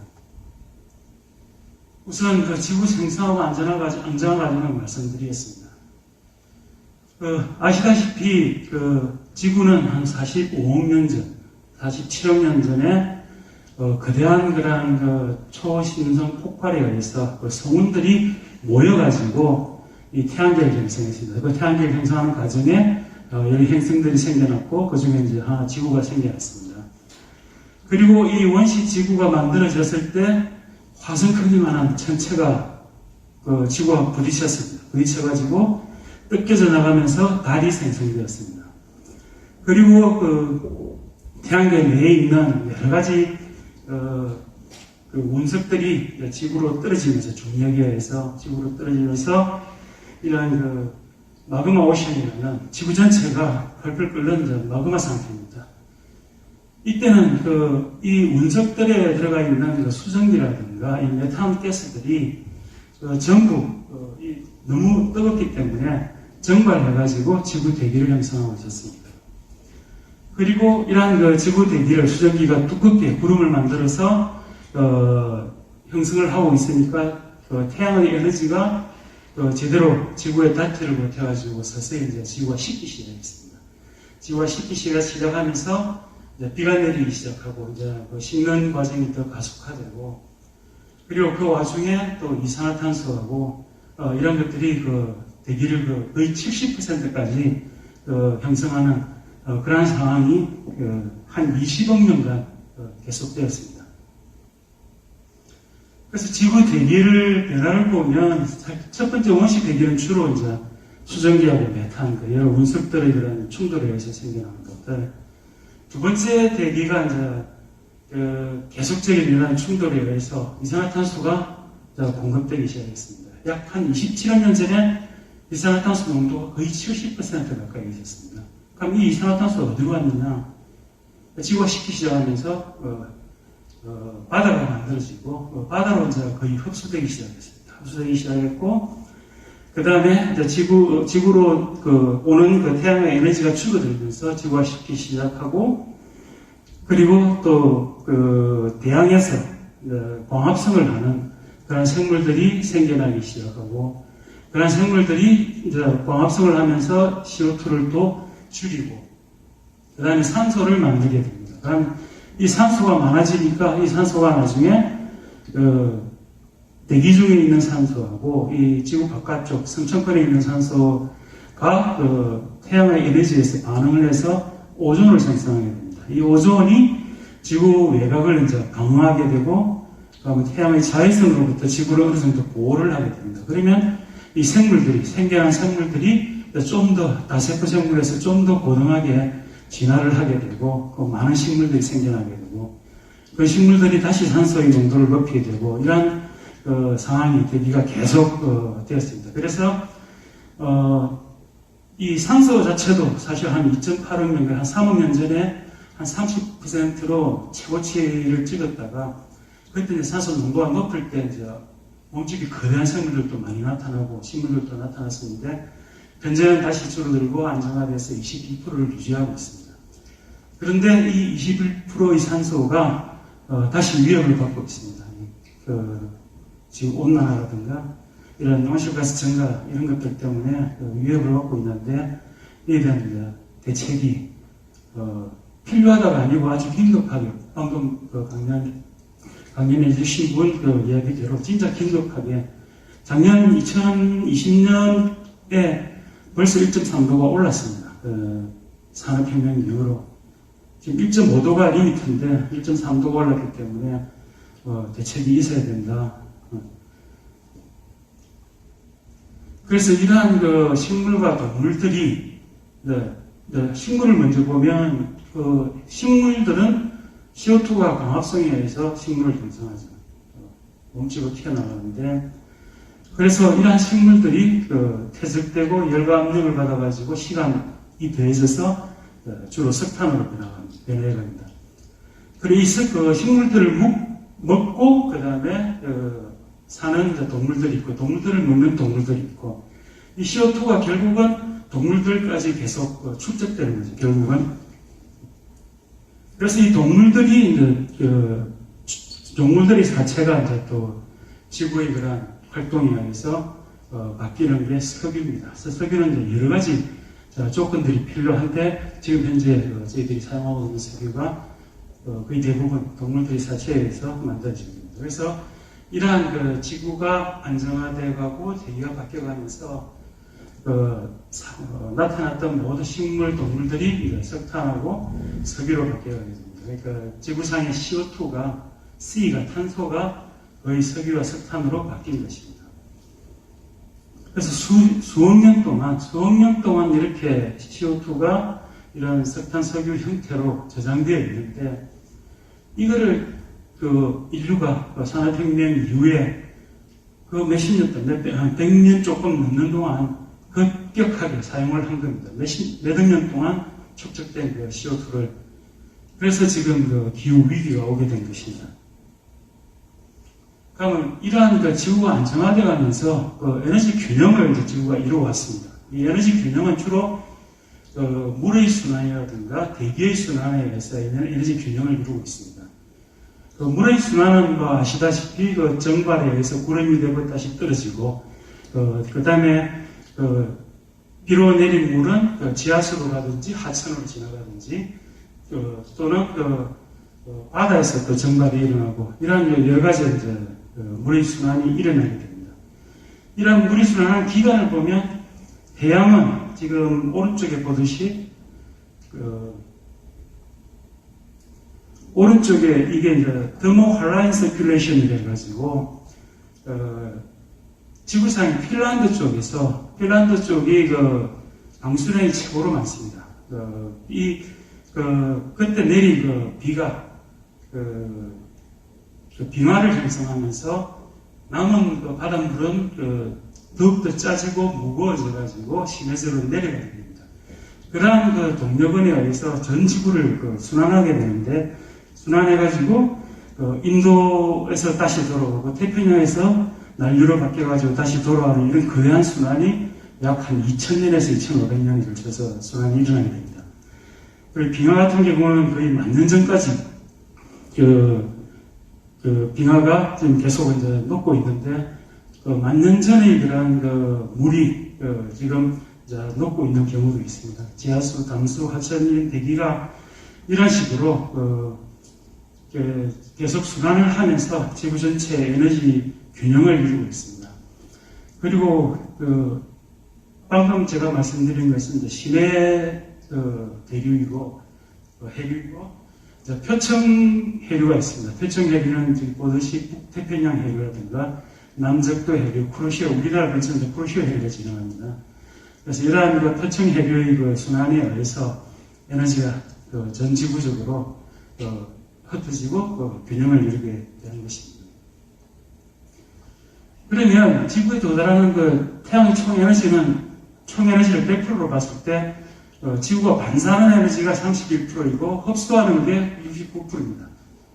대기가 20% 흡수하고 지표가 49%를 흡수하게 됩니다.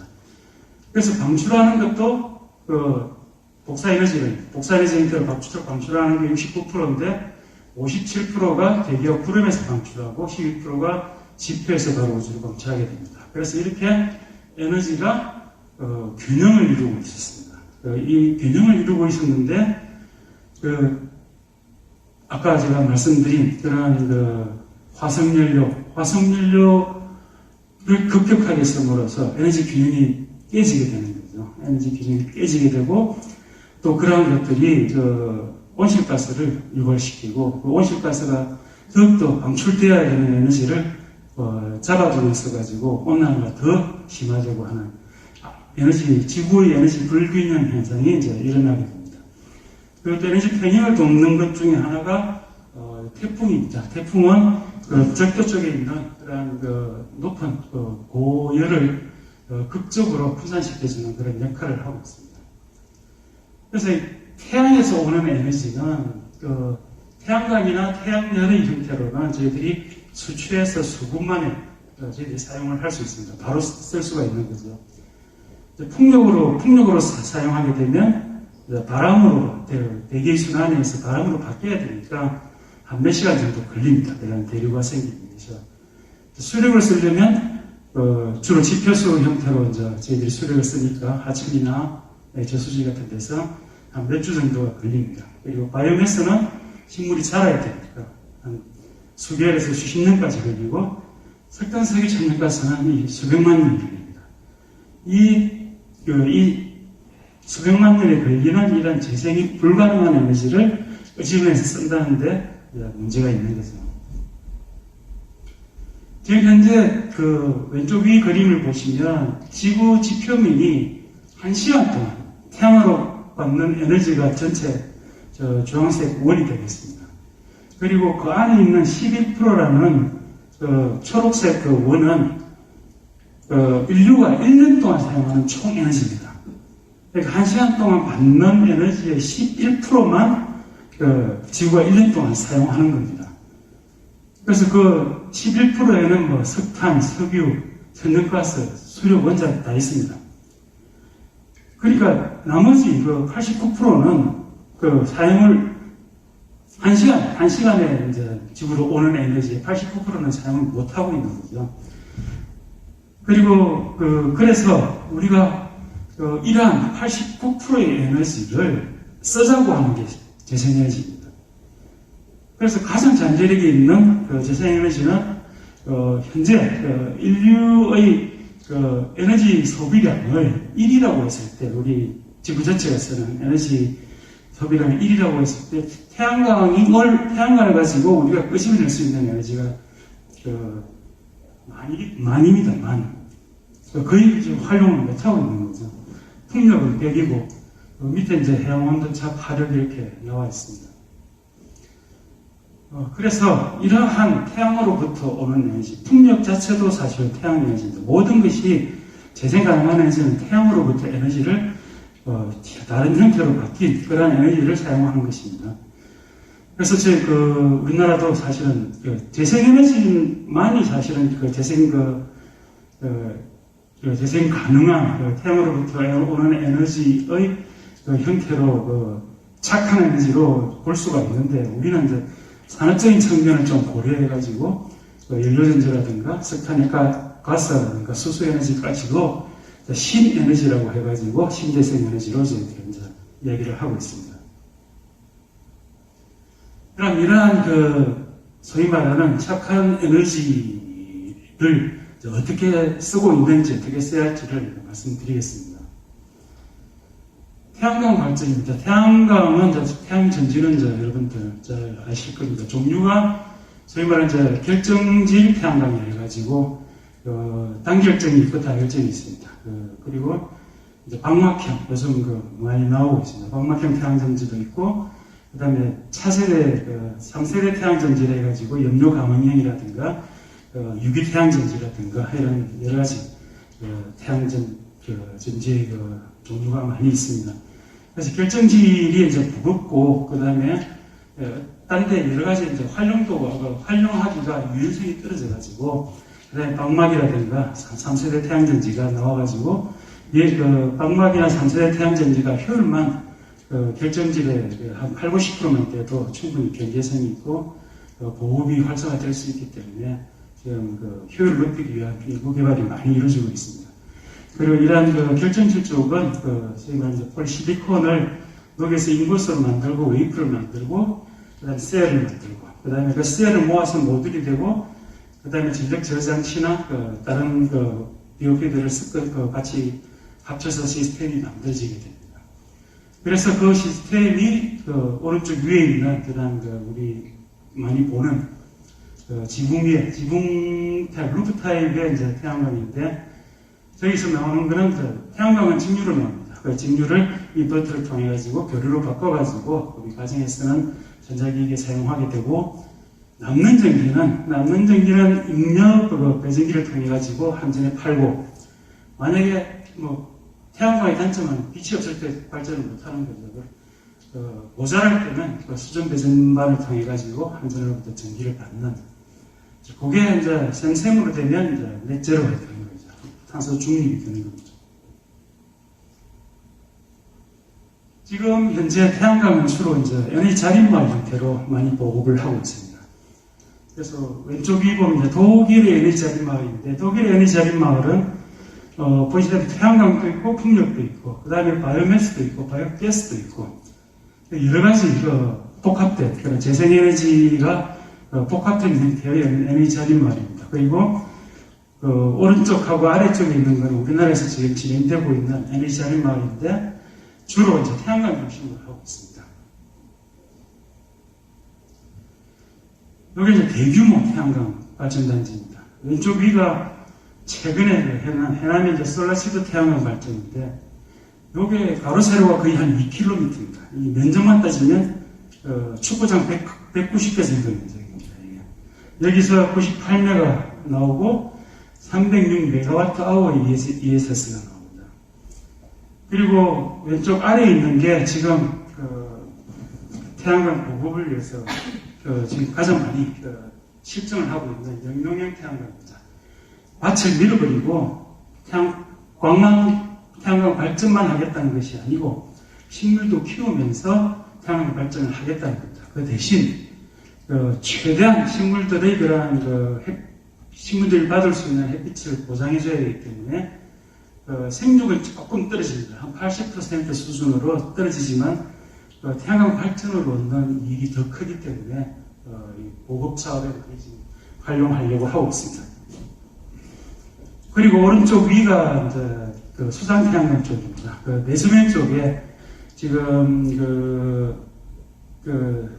농어촌공사 쪽에서 주로 이제 조그만 저수지들을 상대로 수상 태양광 발전을 계획을 하고 있는데, 장점은 햇빛을 막아버리기 때문에 녹조 발생이 없습니다. 녹조 발생이 없고, 또 저수지의 물의 증발을 막아줍니다. 그 대신 이제 저기 들어가는 부대 설비들이 전부 친환경적으로 바뀌게 됩니다. 그런 부분들만 신경을 쓰게 되면 아주 대안으로 할 수 있는 그런 태양광 발전이 되겠습니다. 오른쪽 중간에 이제 대표적인 산재를 깎아 만드는 대규모 발전입니다. 앞으로는 저게 RPS 제도가 바뀜으로 따라 가지고 저는 경제성이 없어서 아마 더 이상 지어지지는 못할 것 같습니다. 오른쪽 밑에 있는 게 유수지입니다. 대기업들이 공장 옆에 보면 유수지들이 있는데, 유수지를 활용한 그런 수상 태양광이 되겠습니다. 이런 대규모 태양광 발전은 주민 민원이라든가 여러 가지 환경 파괴라든가의 문제 때문에 사실은 국토가 좁은 우리나라에서는 활용이 점점 더 줄어들고 있고, 그 대신 지금 중앙부처에서도 환경부에서 지금 적극 나서가지고 시작하는 게 있는데, 여기 보면 왼쪽 위가 지금 최근에 대규모 물류 창고들이 많이 지어지게 됩니다. 어마어마한 물류 창고의 지붕이 그냥 놀고 있습니다. 오른쪽 위 보면 초등학교, 고등학교, 중학교가 있는데 태양광 설치된 게 하나도 없습니다. 그 다음에 왼쪽 위치에 철도역입니다. 철도역도 다 놀고 있습니다. 아래쪽 오른쪽이 고속도로의 그런 입간판입니다. 이 입간판이 비록 작지만 우리나라 전체 고속도로 다 합치면 굉장히 많은 양입니다. 이런 것들을 태양광으로 대체를 하자. 태양광 발전할 수 있는 뭐 반사 눈부시면 어떡하겠지. 요즘 나오는 태양광은 코팅이 잘 돼가지고 눈부심 절대로 없습니다. 없기 때문에 아무런 문제가 없습니다. 그래서 이게 그럼 학교 위에 이제 저렇게 학교 지붕 위에 태양광, 그 다음에 공장 지붕 위, 그 다음에 고속도로 방음벽, 또 이런 데 태양광을 설치한 예가 되겠습니다. 주로 이제 해외 쪽에서 지금 많이 하고 있고, 최근에는 우리나라에서도 지금 많이 하고 있습니다. 우리나라에서 지금 하고 있는 왼쪽 위가 이제 고속도로 그 사면 쪽, 옆에 보면 사면 쪽에 이제 남쪽을 향하는 사면 쪽에 태양광을 설치하는 예이고, 오른쪽 위가 요즘 경비실, 문제가 많이 되고 있는 경비실에 뭐 에어컨을 놔야 되니 말아야 되니 하는데, 저 두 개 정도 모듈만 있으면 충분히 냉난방합니다. 그래서 뭐 그걸 여러 가지 사회 문제까지 대비할 수 있는 부분이고, 왼쪽 밑이 여기 이제 다음에 설명할 이제 BIPV 쪽입니다. 건물 일체형 태양광인데 그런 형태고, 오른쪽 밑이 이 고속도로입니다. 도로입니다. 이 도로 바닥에 태양광을 설치하는 겁니다. 이것도 기술이 거의 다 완성되어 있습니다.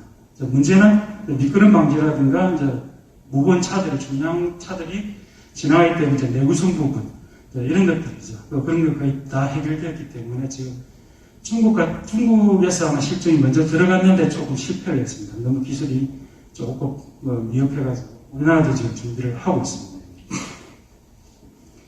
그래서 지금 현재 우리나라가 태양광을 설치하기에 면적이 너무 적습니다. 70%가 산지이고, 그나마 택지라든가 이런 농지 같은 경우는 다른 산업, 농업이라든가, 그 다음에 주민이 살아야 되는, 우리 국민들이 살아야 되는 건물들이 들어가야 되기 때문에 태양광을 설치할 장소가 사실은 부족합니다. 그래서 나온 게 아까 수상 태양광이니 해상 태양광이니 이제 그런 방법을 찾는 건데, 가장 좋은 거는 방금 전 강의에도 나왔었지만 건물입니다. 건물을 활용하는 겁니다. 이 건물을 활용하는 거는 옛날부터 해왔습니다.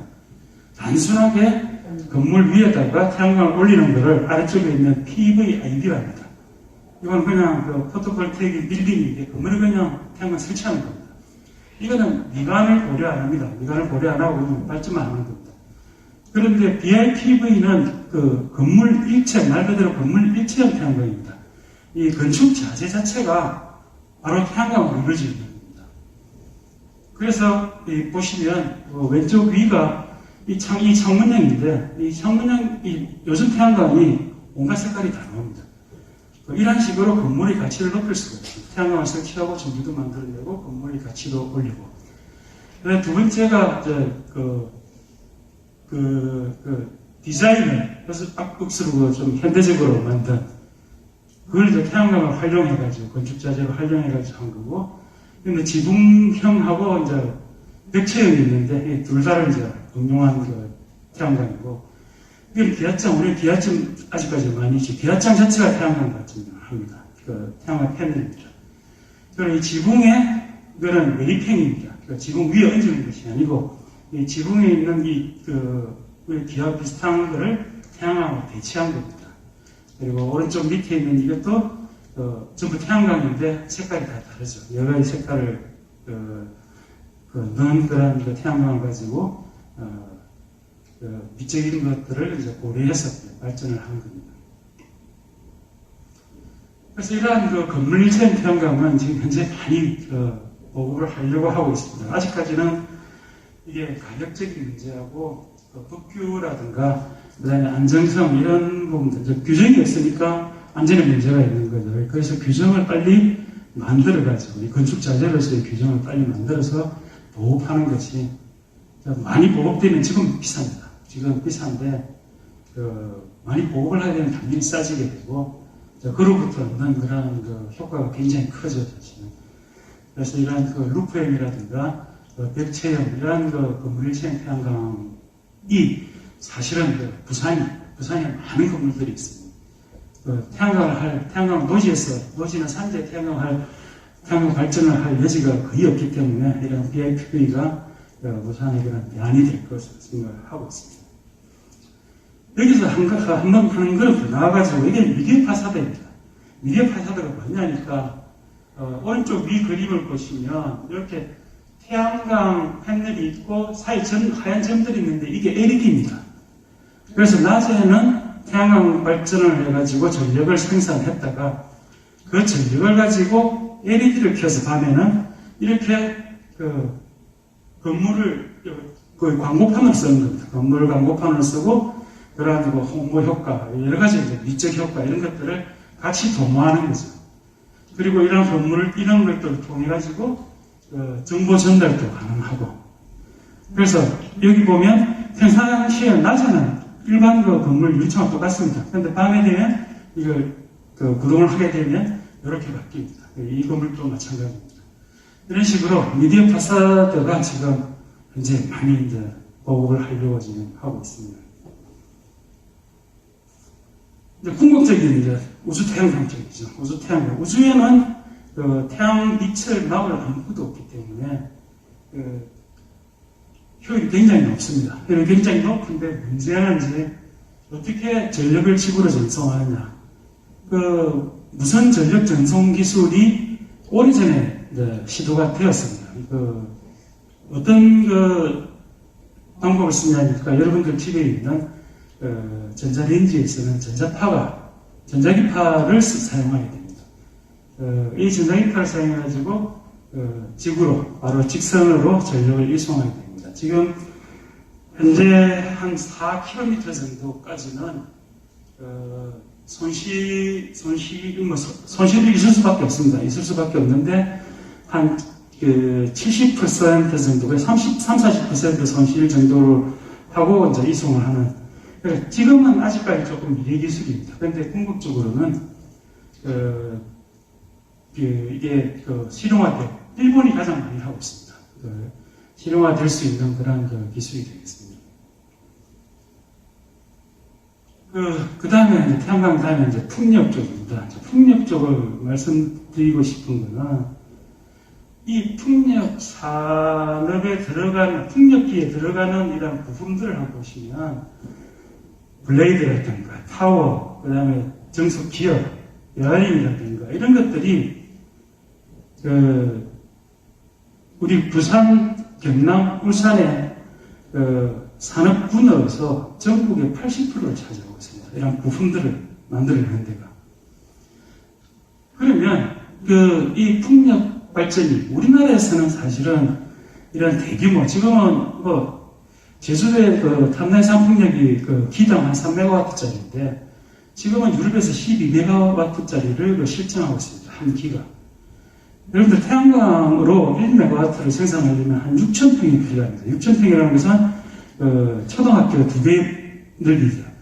1메가와트를 하는데 그 정도 넓이가 필요한데 그보다 훨씬 작은 면적으로 12메가와트면 어마어마한 양입니다.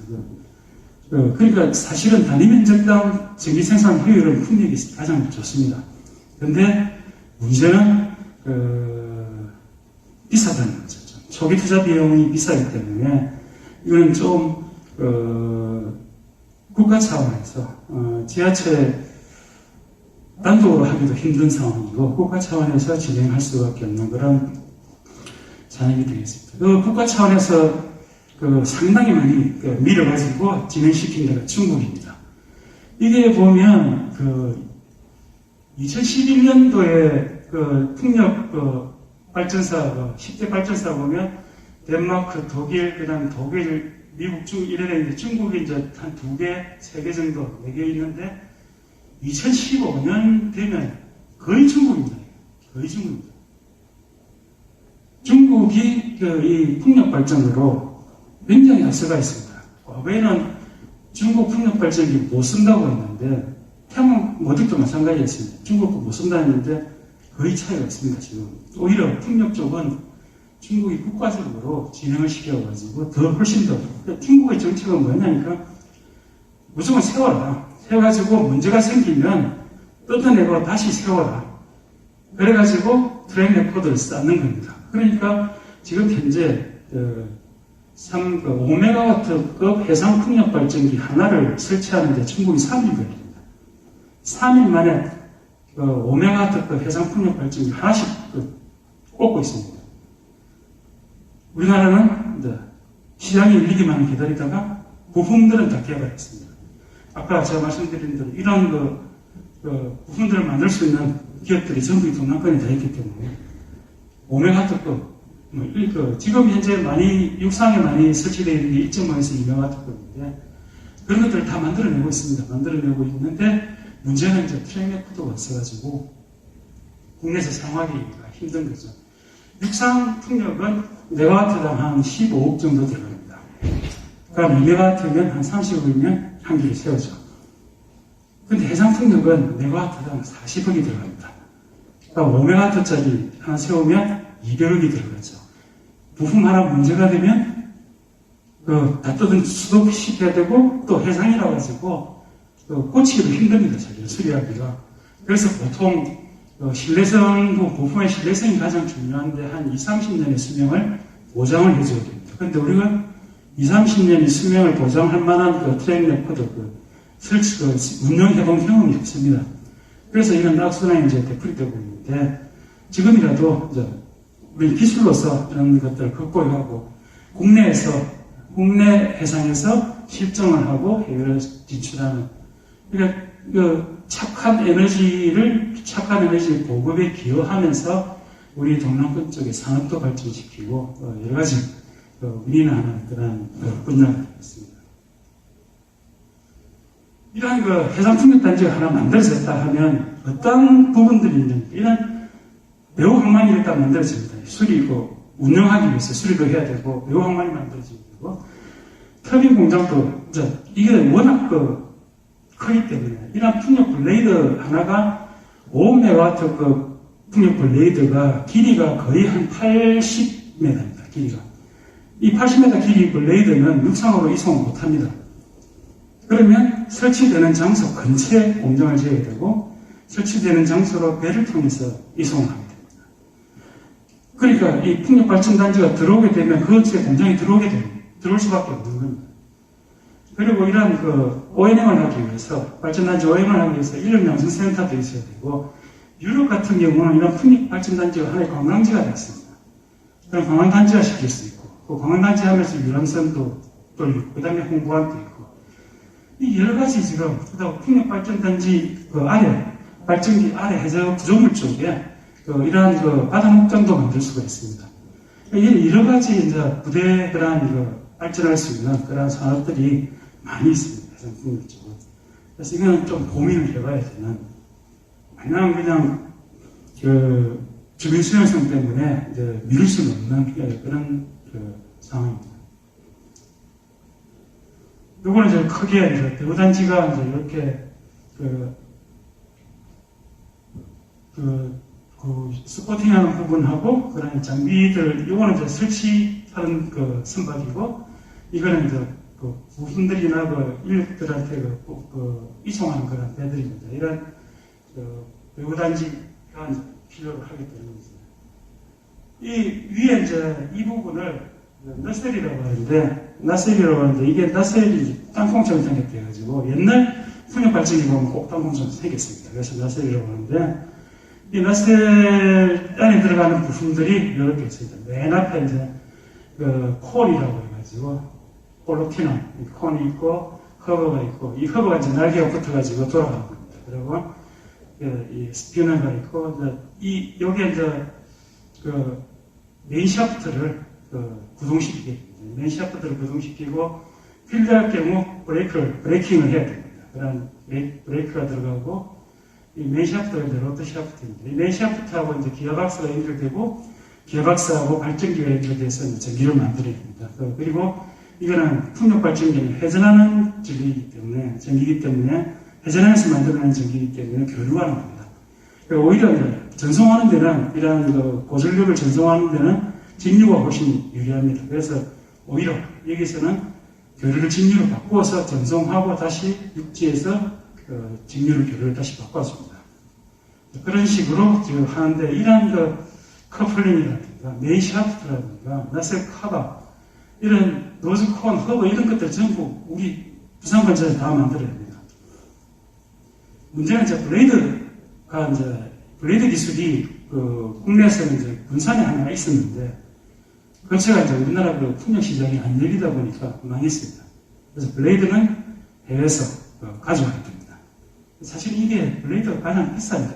고부가치인데 이 부분이 좀 아쉬운 면이 있습니다. 그리고 이 타워 같은 경우는 한 3단이 걸쳐가지고 3개를 하게 되는데 그 사이에 들어가는 게 이제 플랜지고 그다음에 이 바람이 많이 불 때, 태풍이 올 때는 이 날개가 방향을 바꿉니다. 바람이 지나가 버리게.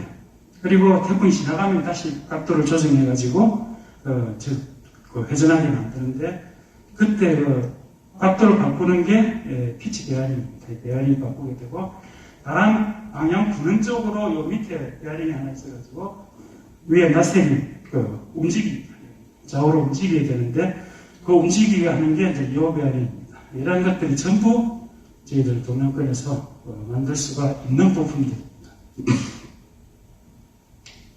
이게 설치선입니다. 이 삼성에서 몇 년 전에 만들었는데 이 한 대 가격이 한 3천억에서 5천억 정도 합니다.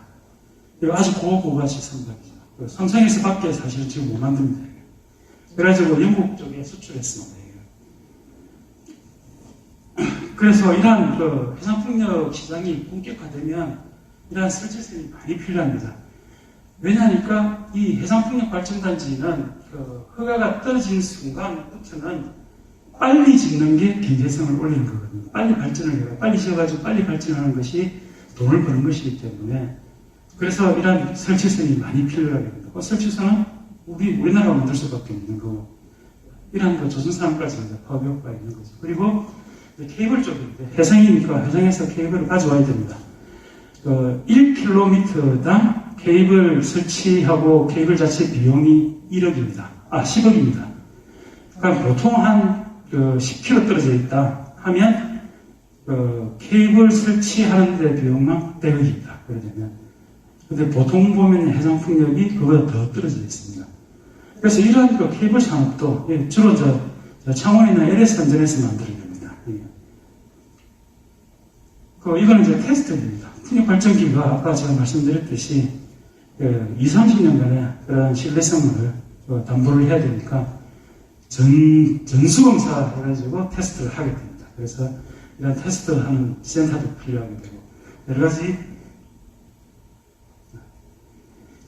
많은 것이 필요하게 됩니다. 이게 지금 현재 저희들이 운영하고 있는 요거는 이 해상풍력이 근해는 주민 수용성 때문에 문제가 있어가지고 시내로 가게 됩니다. 그래서 부유식 해상풍력인데 오히려 근해에 있는 고정식 해상풍력보다 가격이 쌉니다. 그래서 이쪽에 지금 기술 개발을 많이 진행을 하고 있습니다. 그리고 미래형은 이런 한 가지 풍력만 하는 것이 아니고 왼쪽이가 바다 목장하고 같이 하는 거고 왼쪽 아래가 해류 발전하고 조류 발전하고 같이 하는 거고 오른쪽이가 저렇게 한 구조물에 많은 걸 따라가지고 하는 것입니다. 오른쪽 아래에는 파력 발전하고 같이 하는 그런 복합 발전단지가 되어 있습니다. 그리고 도심에서는 이러한 소형 풍력이 굉장히 효율이 높습니다. 적은 바람에도 할 수 있기 때문에 200W, 600W 정도 수준의 이러한 소형 풍력들을 많이 설치하게 되면 그걸 또 모으면 굉장히 많은 싼 가격에 발전을 만들 수가 있습니다. 요 몽고에서 하고 있는 건데 이렇게 비행기를 바람이 많이 부니까 비행기를 300m 높이 날려가지고 높은 고도에 있는 그 바람을 이용하는 겁니다. 이게 한 100kW급입니다. 이 100kW급이면 한 30가구가 쓸 수 있는 전기량입니다. 그 다음에 이러한 풍력하고 태양광은 사실 가능성이라는 문제가 있습니다. 태양광은 햇빛 얻을 때 못하고 풍력은 바람을 얻을 때 못하죠. 그걸 보조할 수 있는 게 이 국가의 전력 시스템이라는 것은 항상 기저전력을 유지해야 됩니다. 어느 정도 기본적인 기저전력을 유지 못하면 우리 한 10년 전에 경험했던 블랙아웃이 됩니다. 기저전력을 형성하는 게 주로 원자력하고 화력발전입니다. 항상 언제든지 발전을 할 수 있기 때문에 항상 하고 있고 그런데 재생에너지는 그것도 줄여야 되고 그러면 재생에너지 비율이 높아질수록 이제 기저전력이 흔들리게 됩니다. 그러한 기저전력이 흔들리는 것을 보완해 줄 수 있는 게 수소연료전지입니다. 그럼 수소연료전지 처음에 수소 경제를 활성화시키기 위해서 가장 먼저 나온 게 이제 모빌리티 쪽, 이 넥소가 되겠습니다. 현대가 20년간에 걸쳐가지고 이 넥소를 만들었는데, 제가 장담하건대 자동차에 들어가는 연료전지 중에 최고로, 세계 최고의 기술을 가진 게 넥소에 들어가는 연료전지입니다. 진짜 잘 만들었어요. 아주 컴팩트하게 내구성이 있고. 그래서 또 유일하게 우리나라에서 만들어낸 거 일본보다 먼저 상용화시켰습니다. 뭐 현대 홍보하는 것이 아니고 실제로 이 연료전지 분야는, 자동차 연료전지 분야는 자랑할 만한 분야입니다. 이걸 먼저 활용을 해야 되는 거죠. 연료전지는 이제 또 연료전 자동차 같은 경우는 수소하고 공기 중에 있는 산소를 반응시키기 때문에 공기를 끌어들여가지고 필터링해서 반응을 시킵니다. 그 과정에 공기가 정화되는 거죠. 이 미세먼지라든가 이러한 공기 정화 기능이 있습니다. 움직이면 움직일수록 공기를 정화시키는 거죠. 그리고 안전하냐 안 하냐 항상 고민이 많죠. 이 왼쪽 위가 화재 시험입니다. 화재 시험에도 폭발 안 합니다. 오른쪽 위가 휘발유차와 수소전기차를 폭발시켰습니다. 폭발시켰더니만 수소전기차는 저렇게 불꽃이 일어났다가 싸그러듭니다. 그러니까 이 수소라는 기체 자체가 공기 중으로 전파 속도가 빠르기 때문에 터지지가 않습니다. 그냥 화염처럼 그냥 날아가 버립니다. 근데 가솔린 자동차는 이렇게 불이 납니다. 훨씬 더 안전합니다. 사실 수소전기차가. 그리고 우리나라가 지금 하고 있는 것 중에 하나가 이제 시와 쪽에 있는 저력발전이 세계 최대입니다. 저력발전이고, 그 다음에 울տր물 쪽에 하고 있는 조류발전입니다. 이 두 가지가 지금 진행을 하고 있는데, 시야호는 뭐 상용화돼가지고 하고 있고, 조류발전은 아직까지 좀 해결될 문제가 조금 남아있습니다. 그럼 무엇을 어떻게 해야 될 것이냐, 아까 이제 전 강연에서 설명했던 부분들이기 때문에 이건 넘어가겠습니다. 우리나라가 지금 파리 협정에서 37% 줄이겠다고 이제 했습니다. 이것도 그때 37%가 너무 작다고 이제 말이 많았죠. 그런데 지금 보면 37%도 못 줄입니다. 지금 상태에서는. 조금 더 액티브하게 적극적으로 나서지 않는다면 절대 달성 못합니다. 이 정도 수준도. 그리고 CO2의 수량이 아까도 얘기했듯이 세계 7위가 됩니다. 이거는 상당히 이제 수출을 해야 먹고 살 우리나라가 가장 큰 무역 장벽에 발목 잡힐 수 있는 그런 부분입니다. 그리고 우리 자동차 조선이 우리 주력 산업인데, 전 세계에서는 규제에 다 들어가 있는 겁니다. 안 만들면 안 됩니다. 이렇게. 안 바꾸면 안 되고. 그리고 아까 잠시 이야기했지만 아리백입니다. 아리백 오른쪽에 있는 게 아리백에 가입한 기업들입니다. 이 문제는 이런 기업들이 저거만 하면 되는데, 자기들한테 부품을 공급하는 그 업체까지 강요를 합니다. 특히 이제 예를 들어서 BMW 같은 경우 벌써 이제 강요가 들어오고 있습니다. 배터리 수출하는 삼성하고 LG에 누구 아리백 이행해라. 안 그러면 수출 못한다.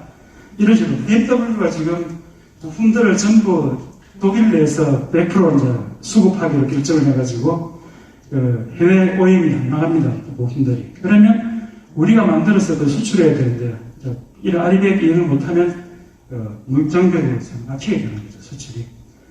그리고 요거는 이제 맥킨지 보고서가 나온 건데 이제 여기서 이야기하면 2027년에 현재 해상 풍력의 20배가 증가한답니다. 지금 정확하게 맥킨지에서 조사한 바에 의하면.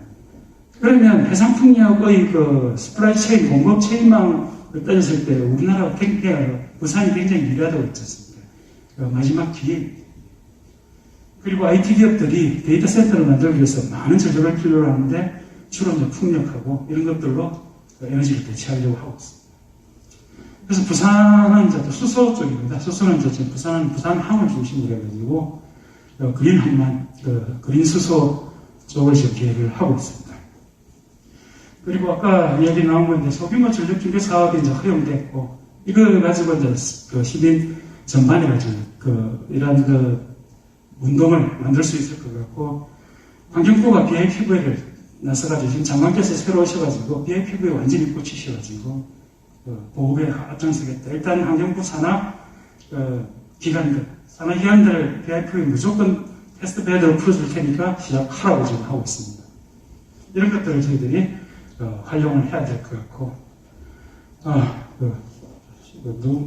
시간이 좀 거해가지고 너무 급하게 왔는데, 오늘 뭐 지구의 날을 일단 해피 올스데이 축하를 드리고, 혹시 저한테 궁금한 점 있으시면 저렇게 전화번호하고 이메일 있으니까 연락 주시기 바랍니다. 네, 감사합니다. 수고해주신 김윤수 부부장님께 다시 한 번 더 큰 박수 부탁드리겠습니다. 긴 시간 매우 수고 많으셨습니다. 이것으로 제51주년 지구의 날 기념 행사를 모두 마치겠습니다. 수고하셨습니다.